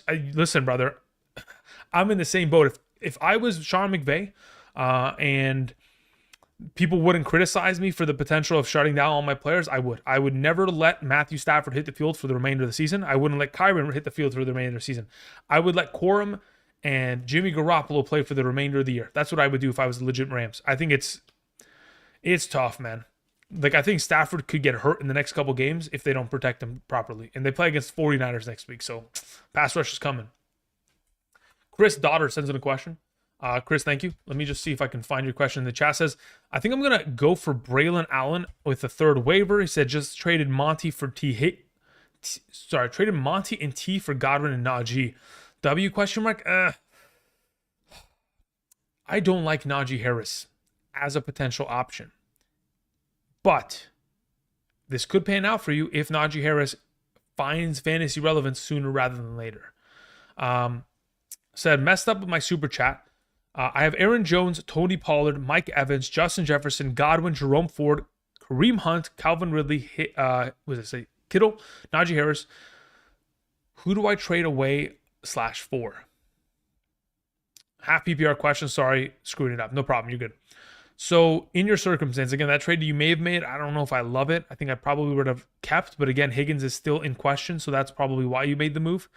As it currently stands, starting Evans and Godwin, I don't have an issue with. So starting Jefferson, Godwin, Evans every week is no problem. Aaron Jones, Tony Pollard are your go-tos. Jerome Ford has pretty much lost all existing value unless he proves otherwise. Kittle, you don't move. I don't think this is a team that you make moves with. I think it's a matter of like, okay, sure. If you're going to make a move, you take Kareem Hunt and you go trade it to the Pacheco manager. And if you need to wait a couple weeks to prove that Kareem Hunt is the starter, then you do so. But otherwise, I don't know if there's any effective moves that you're making immediately as it currently stands. Because, yeah, when I look at this team across the board, I'm looking to try to get out of Jerome Ford and I'm looking to try to get out of Kareem Hunt here and try to get some sort of improvement elsewhere. I don't know what your quarterback looks like, but maybe that's where you go to try to improve. Otherwise, bringing additional depth at running back is not a bad idea. Like, if I can get out of Jerome Ford and get Jalen Warren, actually, you have Najee, so never mind. It doesn't really apply to you. Let's see here. Brian Colorado says, OP, flex, PPR. I got offered Zach Charbonnet, Ford, Rashi for DK and Montgomery. I'd rather have DK and Montgomery rest of the season. Also have Chase, Devontae Smith. Yeah, it doesn't really matter to the context of the question. I'd rather have DK Montgomery rest of the season. Thank you for the question. Hank Hennig sends in a question. Says, full PPR. Drop Luke McCaffrey for Josh Downs or Mooney. Yeah, I don't mind either of them. I mean, again, I prefer what Mooney is going to do in that offense in comparison to having to trust Richardson every single week. So that's probably the pivot I make in that scenario. As for the rest of your question, also could drop Algier, Ray Davis, Jalen Wright. Have Wright because of Mostert. I don't have Bijan or James Cook. Yeah, I mean, at this point, I'd probably drop Jalen Wright or Ray Davis. Algier probably of the bunch has the most individual value and the highest or the greatest potential for being a handcuff with upside there. So, yeah, at this point, those are the two that you drop. I don't mind the idea of going after Mooney or potentially and also getting Downs. That would not be a bad position to be in if you can pick them both up. AJ says, I'm the number one waiver on JSN. Yes, absolutely. No questions asked. My wide receivers are Nico, JJ, Smith, Rice, and we get running back. Sure, doesn't matter. Look, here's the thing. I think that the value of JSN in comparison to what is available most likely at running back supersedes it to the extent to where you could probably pick up JSN and trade him for a better running back than what is available on waivers as it currently stands. Caleb Donald sends in a question. Says in a 14-team full PPR, one flex, Burrow, Etienne, Achane, Lamb, Harrison, Schultz, McConkey, Deontay, what does it say? Mayfield. Was that Javon Baker? What should I do? Okay. So of the opportunity, okay, so you have Burrow and Mayfield. Again, you don't need Mayfield if you have Burrow. I mean, you could technically hold on to them both just in case. I don't know when Burrow's bye week is, so maybe I'm talking out of my ass in that circumstance, but either way, Etienne, Achane, Lamb, Harrison, Schultz. Tight end needs to be upgraded and desperately. You have McConkey and Deontay to potentially do that. Otherwise, I think your best plan of action is hitting the waivers, getting Henry or Gesicki. After that, really, it's just a matter of waiting for McConkey or Deontay Johnson to have a performance that you can pivot off of them for. You could theoretically take Achane in the absence of Tua right now and go trade him for a running back wide receiver duo and give yourself a little bit of depth in that circumstance as well to get a stronger, flexible option. But it is a 14-team league, so I don't know if anybody's willing to give two pieces away for one. Typically, they'd have to be in, they've had to have drafted so well that they've avoided all injuries and have all upside players to be able to even afford a player of Achane's caliber. So in this position, it's just hitting the waivers and waiting for McConkey and Deontay to hit. Thank you. Okay, almost caught up to everything. Again, for those of you who are joining us today, welcome. Hope you guys are doing well. We're just talking fantasy football in regards to waiver wires, pickups, trades, all this kind of jazz. So I do appreciate you guys being patient, trying to answer as many of these super chat questions that are coming in. Again, super chats take the priority over the live chat. Again, for those of you who have been in the live chat and I haven't answered your question, apologies. Again, there's a lot of you and one of me, and I obviously have to prioritize the super chat questions. Again, people are sending me their hard-earned dollars. So again, I do appreciate that, helping me keep these very bright lights on as they make me sweat over the course of the last, how long have we been here for? Hour and 40 minutes. Again, thank you guys for the support. Tomorrow, we will have our top 40 running back rankings. Thursday will be the top 40 wide receiver rankings. Again, Thursday's game is between the New England Patriots and, of course, the New York Jets. You know, if you have a player in those lineups, you're starting them. So you know that you're going to start Breece Hall or Garrett Wilson. You know you're going to start Ramondre Stevenson. In many of our scenarios, when we're picking up Hunter Henry, we're playing him on Thursday. Outside of those options, maybe the Jets defense, really, we're not starting anybody else. So, a Wednesday, a Thursday wide receiver video doesn't kill anything. But either way, hope everybody understands. Thank you. Appreciate it. Let's get back to answering some of these questions. After the question that came in from there. Okay. So after Brian, Colorado, we took care of that. We took care of that from Hank. We took care of AJ. We took care of Caleb. We move on to Angel. He says, in a 12-team PPR, send Mason for Bowers and / McBride. Have Ingram. Nope. If you're going to trade away Jordan Mason for tight end, I want Laporta back. Additionally, if you're going to trade away Mason and you don't have McCaffrey, I would like somebody of the running back capacity. If it's not a running back, again, I want one of the top 2 tight ends, which in my mind is Laporta and potentially Kelsey. Now, if you say, Andrew, I've tried everything. Nobody wants Mason. This is the best I can get. Just give me McBride. That's the only thing that I could say as of right now. But it would be impossible for me to think that no one wants that 20-point running back for more than just Bowers or McBride. Someone has to be far more willing, especially someone who potentially just lost Pacheco. Keith Tapp just sent in another. Keith, I don't know what to tell you, man. Thank you. Let's see here. Keith, there we go. I got your message here. It says Murray, Achane, Kyron, Hill, Ayuk, Kittle, Mason, Gus Edwards, Deontay Johnson, likely London, Myers, Shaheed, and Swift. 10-team PPR. Any changes to make to my lineup? Yeah, I think Gus Edwards probably gets the axe this week. Outside of that, so does Jacoby Myers. So we're hitting the waivers and we're trying to pick up the best available at potentially running back and wide receiver just to kind of improve the team going forward. Outside of that, we're potentially trying to move Kyron Williams if possible.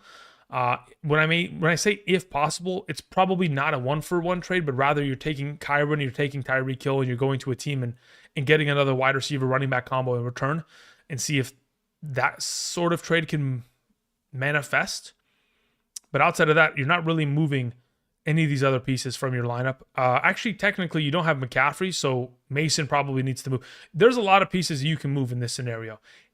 Kyron, Mason, Hill, Gus Edwards and Myers get the axe, but Mason's probably the priority guy that we want to move and specifically try to get a running back in exchange, or you're taking Kyron and you're going to the McCaffrey manager and saying, here's Kyron, give me McCaffrey right now and let's call it even. And that's what I'm hoping that you could potentially accomplish in the coming days here, Keith. All right, let's see here. Scrolling down, we have Seta, who says, would you trade DK Metcalf for Pollard and Zay Flowers? Yes, I would. Give me Pollard and Zay Flowers rest of the season. Brandon sends in a question. Says in a PPR pick 3, Shaheed, Neighbors, Rice, Garrett Wilson. For this week, I'm starting Rice. I'm starting Garrett Wilson. And am I starting Neighbors against the Cleveland defense over Shaheed? Probably, but I don't love it. But I'm probably doing it because, it's Neighbors. I have to. Thank you for the question, Brandon. All right. So like I've mentioned in the past, never mind. I will stop talking. I will continue answering questions. Thomas sends in a question. Says PPR, Josh Allen, Achane, Jacobs, Ayuk, Chase, Pitts, Garrett Wilson, Marvin Harrison. My bench consists of Kyler Murray, Bowers, Pittman. Okay, Thomas. So what do we start, drop, pick up? Okay, very well. You have Josh Allen and Kyler Murray. One of them has got to go. I don't care which one, but one of them has got to go. As to how do we address the loss of one of those players, we are potentially making a huge upgrade. What I mean by that is maybe we're in fact taking somebody of the caliber of, let's say we take Kyler Murray and Garrett Wilson, we go make an upgrade to wide receiver, go to a team that, let's go get Amon-Ra St. Brown. Let's go, something like that. I don't know. I'm just thinking off the top of my head, how could we upgrade the receiver position here a little bit more based on the depth that you have available to you? Or maybe you take, hey, we're going to take Josh Jacobs, we're going to take Kyler Murray, and we're going to go get Bijan Robinson. Something like that. Because otherwise you're in you have so many good players. You are in the best possible position you can be in. So kind of 2-for-1 trades are really what you have to look for. Maybe you take Pitts or you take Bowers and you go take it with another player and you go just 2-for-1 again. Again, you have so much upside at all of your positions when you have Achane, Jacobs, Ayuk, Chase, Pitts, Garrett Wilson, Marvin Harrison, Josh Allen. Yeah, trading Murray is not going to kill you with the Jacobs to go get an upgraded running back. Chris M4 sends in a question. Says, what's up, Andrew? What do I drop? Okay. Would you drop one of Keon Coleman, Rome Odunze, or Najee Harris in order to pick up Rashid Shaheed, JSN, Steele, or Pirine? Yes, I would. If I was in your position, I would drop most likely I would drop Rome Odunze right now for JSN. The way that we have seen Caleb Williams play leads me to believe that Rome Odunze won't be relevant for a while, if not maybe this entire season. I don't know. We're going to have to wait and see what Caleb Williams does in terms of improving himself, but JSN will be the pickup in that scenario. Otherwise, I'm not dropping. I mean, I could justify dropping Coleman for Shaheed, but I think he'd be gone by the time we pick up JSN with that initial waiver pickup. But I guess technically if you're not able to get JSN, then you would drop Odunze for Shaheed as well. But otherwise, you're keeping Najee Harris and try to keep Keon Coleman in this scenario. As for the rest of this context, if yes, then who? Okay, very well. We took care of that. 10. Yeah, so like theoretically, if you can, yeah, Odunze for JSN, Odunze for Shaheed. That's kind of the order that you should roll it in. 10-team PPR, Hurts, Achane, Gibbs, Connor, Jefferson, Rashid. Yeah, you're good to go. That would be the only move. Thank you. It's Kafka says, my RB1 is Cook, my RB2 is Jacobs, my wide receiver 1 is Olave, my wide receiver 2 is Flowers. Who do I flex between BTJ, Shaheed? Okay, very well. Of those available options, I am playing Shaheed in your flex. That's the way that I would approach it. Because I'm assuming A.J. Brown doesn't play this week, and I'm assuming that Kenneth Walker returns and takes the value from Charbonnet away. So Rashid Shaheed is your starter this week in that position. Thank you. Jack Tupp sends in a question, says, riddled with injuries in a full PPR. Here's my waiver priority. Do I adjust it? Braylon Allen, number 1. Carson Steele, number 2. Let me scroll back up here. Darnell Mooney, number 3. Alec Pierce, number 4. Again, dealing with all the injuries, does Braylon Allen provide upside? Now, if you have Breece Hall, then that's a great potential pickup.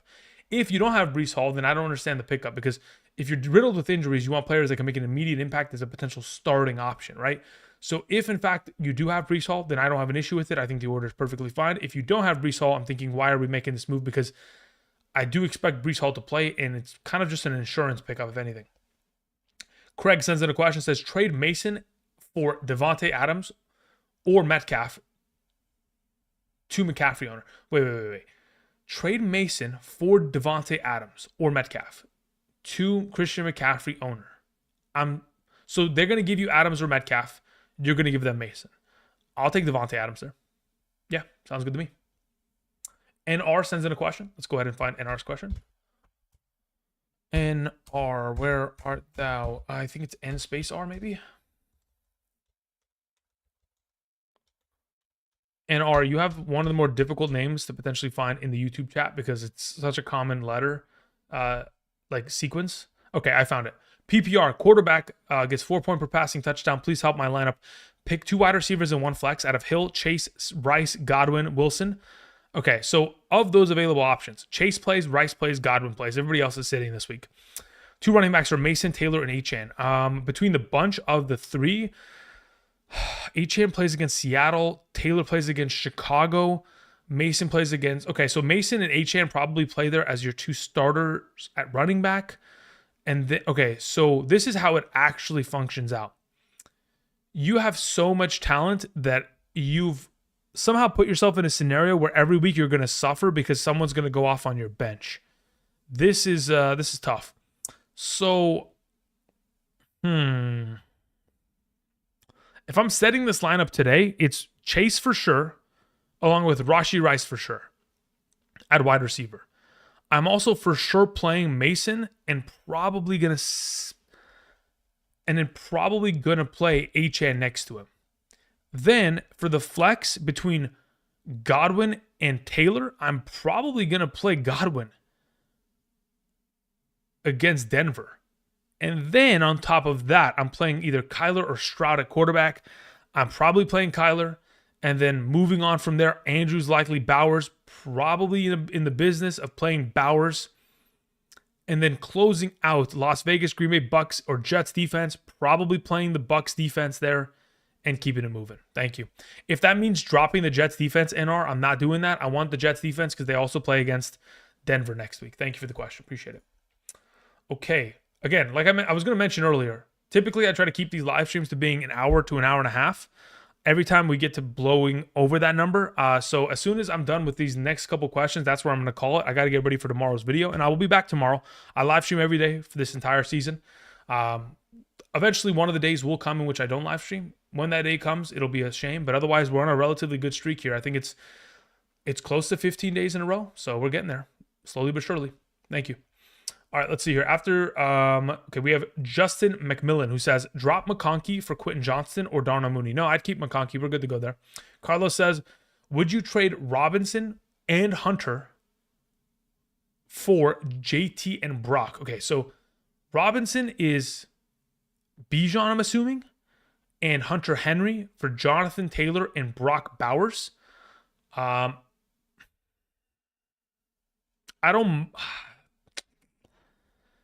think Brock Bowers is legit to the point where I'm okay with this trade. Do I love it? No, because I prefer Bijan ahead of JT, but it's not enough to where is it enough to where I'm like completely out on this? No, I'm okay with it. I don't mind the JT Brock Bowers side of that deal. Mo Money says pick Deontay Johnson or Thielen. In a full PPR, I'm going to venture to say that Thielen's the go-to.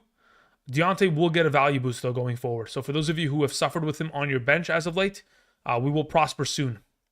Michael sends in a question, says, in a half PPR, I'm between either Pierce, Downs, or Thielen. Okay, yeah, between the three of them, I mean, again, if you're asking me, I'm going Thielen number 1, Pierce number 2, Downs number 3.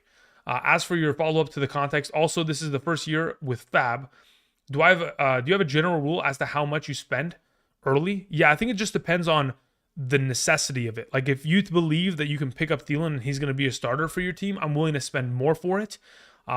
Additionally, considering it is the first year for your Fab, I like to tell people that they know their league more than I do, and that you should kind of have an understanding as to what you will typically see on a weekly basis based on spending. But in this circumstance, if I'm in your position, I'm spending somewhere between like 10 to 12% on Thielen, potentially 15 if you see some questionable business and some people that are potentially chomping at the bit to get him.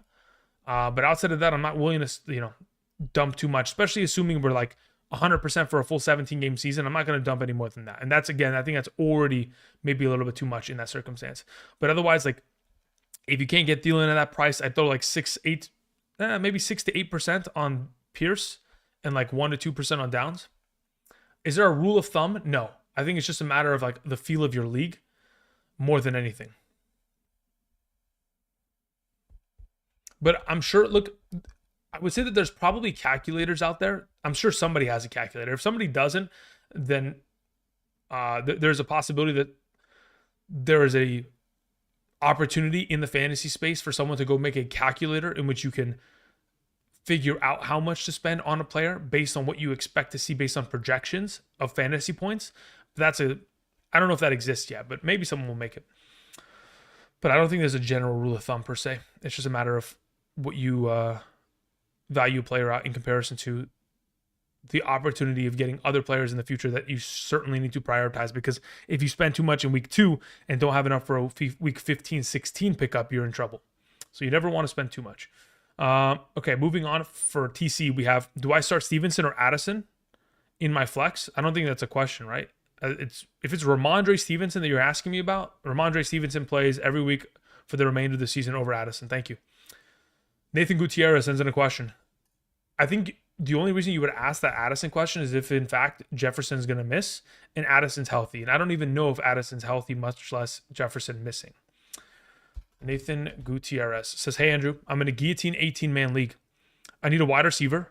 My quarterback is Lamar, Diggs. We have Jaden, Thielen, Pierce. Running backs are Rashad, White, Gibbs, Ford, Schultz, Henry. People on the waivers because of Chop, AJ, Stevenson, Walker, Mahomes. Cool. So in this position that you are in, considering you say that you need a wide receiver, I don't think you can. I mean, you could technically buy AJ Brown, but what if you get chopped in doing so? Like, I think it might be in your best interest here to go after a running back, specifically like Stevenson or Walker. As to how much you play, how much you pay for him, I've never played in a guillotine league in all my years, and I've been doing this for a long time. So I couldn't even give you advice as to how the heck you spend out for it. That's more of a you know better than I do in this scenario, Nathan. But I'm thinking you can't really, like, yes, for the long term, you can potentially hope that AJ Brown will come back, but I don't know if you can even trust that he will. And I'd rather just make sure I don't get eliminated this week. But again, I'd lean towards your, I guess, expertise in that circumstance. Fainsky says 12-team PPR Gus for Thielen. Yeah, I'll take Thielen there. Follow-up question, would you offer Kupp for Devontae Smith? If you're in desperate need of a wide receiver and you have nothing to replace Kupp with, then sure. I have no problem with that. I am vice president of the Devontae Smith fan club this season in terms of fantasy upside. Sip sends in a question, says Puka Nacua and Christian McCaffrey on my injured reserve. Adams, Ayuk, Achane, Sharps, Kincaid, Kirk. My bench consists of Cooks, Higgins, Ferguson, Singletary, Addison, Madison. Take Kirk / Ferguson to the waiver wire. I'd rather take Brandon Cooks to the waiver wire and Addison to the waiver wire if they're not going to be of any use to me, and rather chop them first before I move Kirk and Ferguson to the waiver. But I can understand the Ferguson move. If you can't put them in your IR, then I don't mind that as well. Thank you for your question. All right, I think that covers it. Assuming that was the final question. Okay, Freehola 33 sends in the final question of tonight. Says I traded Ford / Addison for Pacheco and Javonte. Okay, very well. I have no issue with that. No question at all. I am good to go with that overall one. Well done, Freehola. All right, guys. I appreciate you all coming through. That's where I'm going to call it. Thank you again. Tomorrow I'll be back with a running back video, and I'll be back tomorrow night for another live stream. Until then, thank you. Have a nice night. And I'm going to cue the music and let it ring. Best of luck in terms of your overall. Actually, you know what? A couple more questions. There have been many of you that have been patient in this live chat and haven't sent in a super chat. And even though you don't send in a super chat, it doesn't matter. I'm here to try to help you guys. So fuck it. Let's go for a little bit more. Let's go 20 more minutes. Okay. Let's go answer some more questions in this live chat because I do feel bad. Okay, here we go. So let's see this live chat. We see Ruben M in the live chat. It says, would you trade away London for Jamar Chase? I would. Yes, absolutely.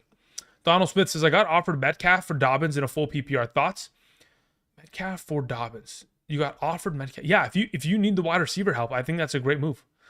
Rexington says, all right, going to give Drake London and Jordan Mason for Olave and JSN a shot. Yeah, you could. I think at that point you might be giving away too much. But I could understand it because maybe you don't get anything else. Anyway, moving on. If you have RB, okay, Fabi sends in a question, says 10-team half PPR, Mahomes, Tyreek, Mike Evans, Devontae Adams, JSN, Pickens, Gibbs. Okay, let's see here. What's your question though? Any improvements overall? I mean, look, Mahomes really can't technically improve upon, and it's kind of going to be hard to sell him right now because again, he hasn't been playing extremely well. But Mike Evans is great, Adams is great, Tyreek is great, JSN played well. Pickens had a touchdown called back, which is unfortunate. So again, he's still promising. Gibbs, Brian Robinson Jr. straight. So is Stevenson. They're doing great. Zamir White, again, wait till this week, maybe flip him after the Carolina matchup. Kincaid is on the bench. In terms of potential improvements, I mean, there's a potential in which you can move Tyreek Hill. Maybe you move Tyreek Hill, go try to get Jamar Chase. Maybe give Tyreek Hill and somebody to get Chase just to get out of the scenario and try to get the upgrade theoretically. So Hill says, I'm 0-2 and I lost Debo. I'm panicking. How do I help my team? I'm Hurts, Bijan, Etienne, Brian Robinson, Debo, DJ Moore, Cooper, Bowers, Mayfield. Yeah, I mean, at this point, look, I want to start Bijan, Etienne, and Brian Robinson as your three, like your two running backs and your flex. So you lose Debo. You have to play DJ Moore and Amari Cooper. Amari Cooper going against the Giants is not a bad matchup, and Indianapolis matchup for DJ Moore isn't bad either, especially if, in fact, we're going to continue to see Keenan Allen miss time. In your scenario here, Sahil, I think the best plan of action legitimately in order to try to inject your team with some sort of upside would be trying to move one of your quarterbacks. When I say one of them, I mean specifically Jalen Hurts. Now, Jalen Hurts is a stud. So unless you're going to get a really good player back at wide receiver in return to where you're starting Mayfield for the remainder of the year, it's a tough move. But you have to, that's the only thing that I can see. Otherwise, you have to wait. Burn waiver on Chuba Hubbard? Probably not. Again, we're a couple weeks away from the return of Jonathan Brooks, so I don't think I'm really interested in that unless you're super desperate on, unless you're super desperate and need a running back. Let's see here. Joe in the chat says, I'm giving up Hill for Tony Pollard and Diggs. Good trade? I don't love it. I'd rather just hold Hill. I think Hill's fine. We think Walker will be sidelined for a while. Did anybody hear a report that that's the case? Because I haven't heard anything in that regard. Let me see here. 7 hours ago, update regarding his injury. Availability for week 3. This is all speculatory. I don't think this is actually a thing. This is all speculatory. We'll know by tomorrow, though, because, again, tomorrow is Wednesday, and typically that is the first practice day of the week. How do we feel about DeMarcus Robinson while Kupp and Puka are out? We would hope that he gets more opportunity, but again, look, the last time we saw Matthew Stafford play without Puka Nacua and Cooper Kupp was back in 2022. It was a game against the New Orleans Saints. I specifically remember saying, hey, I don't think Matthew Stafford's going to have himself a great game here. He's going to get torched. It's going to be tough. Matthew Stafford came out in the first quarter and threw 2 touchdowns.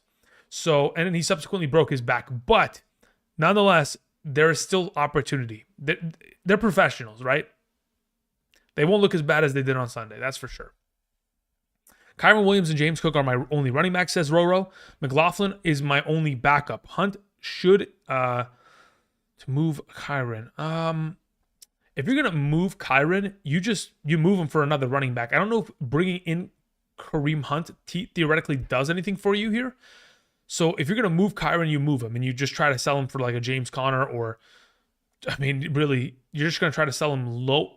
That's the thing. It's tough because he's not.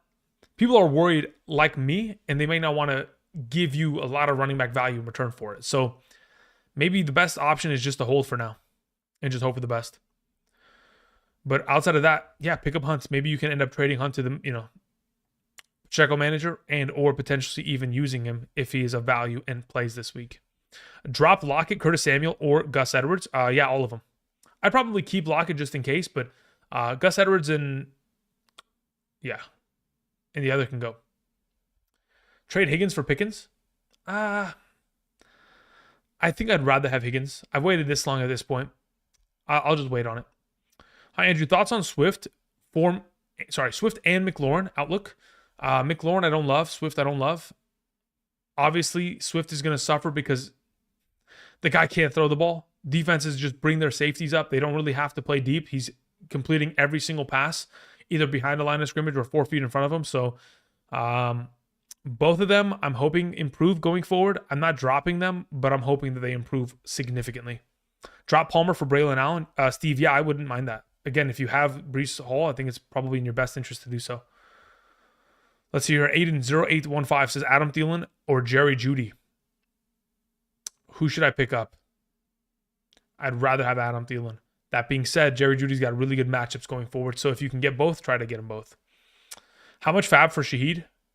To drop McLaurin? I wouldn't drop McLaurin, but if you're going to pick up Shaheed, it's probably going to cost you somewhere between 8 to 12%, if not 15. Because again, he's coming off of 2 major weeks and people may overspend for that capacity. And if you want to get him, you're going to probably have to spend as much as that. Let's see here. 2Flex League says futuristic old school. Says 2Flex half PPR. My quarterback is Allen, Saquon, Breece. Okay. McLaurin, Aaron Jones, Brian Robinson Jr., Deontay Johnson, Keon Coleman. Okay, so your wide receivers are lacking. That is a given. Very well. Should I drop Zeke and pick up Braylon Allen? Yes, you should drop Zeke and pick up Braylon Allen just to be safe. But additionally, I think you probably want to go ahead and sell high on the potential of Brian Robinson Jr. and try to get a wide receiver in return because you're really, really, really thin at wide receiver. You got 4 really good running backs. You probably want to go for one. How much fab? Okay, we already took care of that. Kyron Williams for Kenneth Walker and Pickens. I don't mind that at all. I actually would, if that was my team, Jorge, I would do it. I would take the Kenneth Walker side there. Until anything that tells me that Kenneth Walker is going to be out for an extended time, I would take that, honestly. How much fab do we put for Shaheed?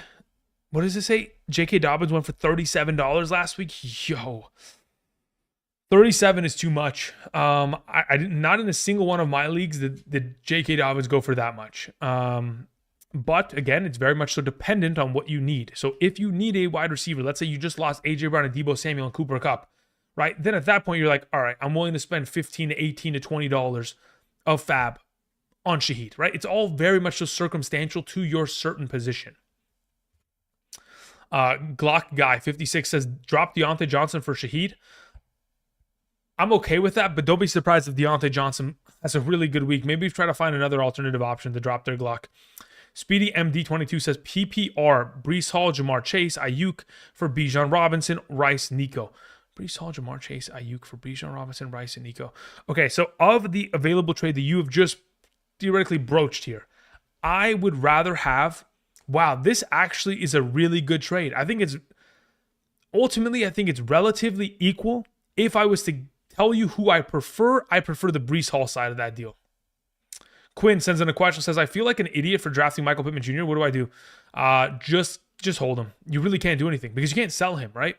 So you have to hold until something breaks. And eventually it will. Like, what? Trust me, the volume of Michael Pittman Jr. I have is alarming to the point to where I'm also sick to my stomach, but we really can't do anything. Like, it's not like I can trade him for anything. I can try to convince someone that Anthony Richardson is going to throw him the ball, but I mean, am I convincing them or am I convincing myself? Like, that's really the question at that point. So based on what we've seen, let me see here. Like, the only positive track is that he leads the team in targets. 15 targets, 7 receptions, 52 yards. I would like to assume that Shane Steichen, who again knew how to function this offense and led this team to winning more games than losing last season, will figure it out and hopefully get the ball in the direction of Mike Pittman Jr. and, of course, get his value back up. So, again, you just kind of have to hold him, Quinn. Yeah, trust me, I'm sick to my stomach as well. Connor says, you told me to take Amon-Ra trade, though, above. I don't know what you're referring to, Connor. Let me go to the Amon-Ra trade. Let's see here. Connor. Kyron for K9 or Kyron for Monty. That's what you asked first. And then you said, I'm scared about Rams. And then you said, I got offered Amon-Ra for Kyron and Devontae Smith. And I said, keep Kyron and Devontae Smith. Remember that? You don't remember that? Right? You don't remember that? I said it. I remember it. Mr. Curry Swag says, in a 10-team PPR league, drop Zamir for Braylon. If you have Breece Hall, sure. But if not, no. If you're going to spend fab on it, 5% max. I'm thinking 3 to 4%. If somebody wants to take my handcuff from me for 10%, let them fucking do it. I don't need it. At that point, I think it's too much. I'm not trying to break my bank. I got to keep some value for future weeks. Jorge Perez says the following. Where is your question, Jorge? Corey sends in a question. Half PPR. I have Kyron, Barkley, Mason, Mixon. Kyron, Barkley, Mason, Mixon. Wide receivers are Metcalf and BTJ. But I have Addison and Higgins on a standby. Do I move Kyron for a wide receiver or try to go get Christian McCaffrey? Go try to go get Mr. Yeah. If you can get Mr. McCaffrey, I think you're in a better position than going after a wide receiver right now. I think you can survive with BTJ as your wide receiver too, because you do have Addison and Higgins closely in the wings. Rusty Wright says at a half PPR, I had Kupp and Hill. Trade Cook and Worthy for Kenneth Walker and Rice. Yeah, let's do that. Give me Kenneth Walker and Rice rest of the season. Thank you. Okay, a couple more minutes and I'm out of here, guys. I do appreciate y'all. I got to find Jorge's question and we're going to keep it moving. Hey, Andrew, in a full PPR, starters are Hurts, Kamara, Kyron, Cooks, Dell, Devontae, Aaron, okay, Andrews, Mason, Chase, Charbonnet, Juwan John, Should I drop one for another wide receiver like Shaheed? Yeah, look, at this point, you have Brandon Cooks. That can be dropped. You also have Juwan Johnson. That can be dropped. And you also have a Dunze. That can be dropped. So you can probably just go raid the waiver wire and try to get as much value out of it as possible for those three. Thank you. After Rusty Wright and Jorge and Corey, we have Jose Martinez. Thank you, Jose. It says in a 10-team league, PPR waiver, Wire. Pickup, question mark. Running back Braylon Allen or Tyler Chandler. Okay, so if you have Breece Hall, you pick up Braylon Allen. If you don't, you pick up Ty Chandler. 4 Spears. Follow-up question. Drop Lions Jamison Williams for Quentin Johnston? Absolutely. Apologies, Jose. No, you are going to keep Jamison Williams.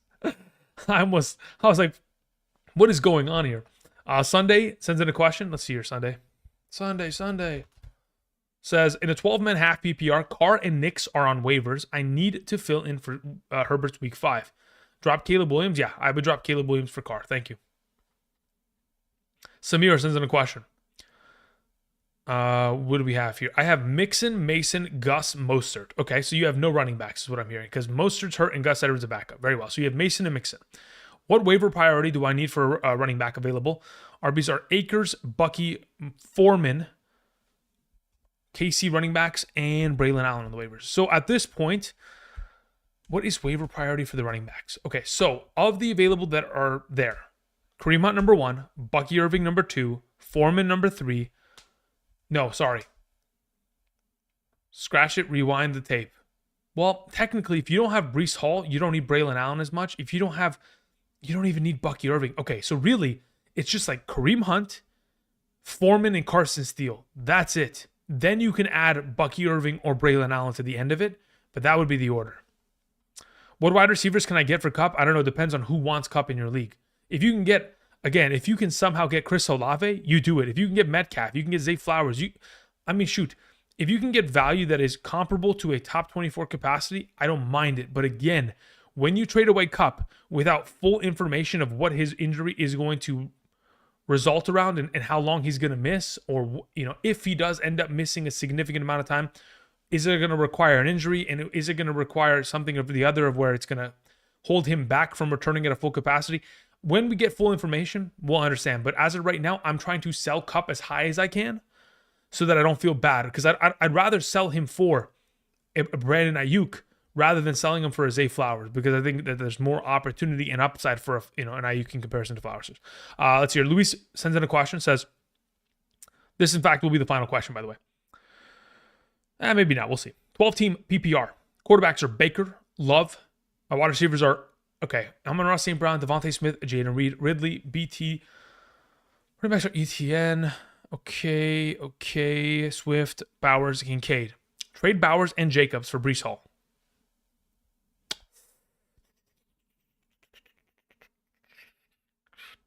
I would trade Bowers and Jacobs for Bijan, not Breece Hall. I'd go the alternative way, but on the same pace. So yeah, if you do that, I would work. If not, I don't mind it. Kupp only out 2 weeks. Are we sure though? If he's only out 2 weeks, then I'm not moving him. I would keep him on my bench and I'd leave him on the IR spot. Hurts for Devontae Smith, Neighbors, or Ayuk. I don't mind any of those. If I'm going to pick one, it's probably going after Devontae Smith, Ayuk, Neighbors in that order.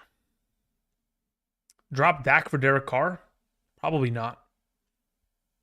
I get it, but probably not. If Gardner Minshew can go 30 for 38 passing for over 300 yards against the Baltimore Ravens, I think Dak will be fine next week. Keep one, Jamison Williams, Keenan Allen, Tank Dell. If I'm keeping one of the 3, I'm keeping Jamison Williams. Hayden Riggs says, Jonathan Brooks, worth going after? Yes, absolutely. If he's still available, he probably is the top running back waiver priority. That should be utilized. Okay, guys. That's it. I got to call it. 2 hours has been long enough. Got to get to answering more of these, of course, Patreon questions and, of course, Discord questions that are going to come in. I do appreciate y'all supporting the channel. Again, thank you for coming out. Thank you for those of you who clicked the like button, for those of you who chatted, for those of you who sent in the super chats, for those of you who support via Underdog Fantasy using code Andrew, for those of you who signed up via the Patreon, thank you again. Best of luck tonight. Let's hope for the best. Again, I'll be back tomorrow with my top 40 running back rankings, but that's where I'm going to call it. I appreciate y'all. Much love, and I hope you guys have a wonderful rest of your night. Thank you. Goodbye.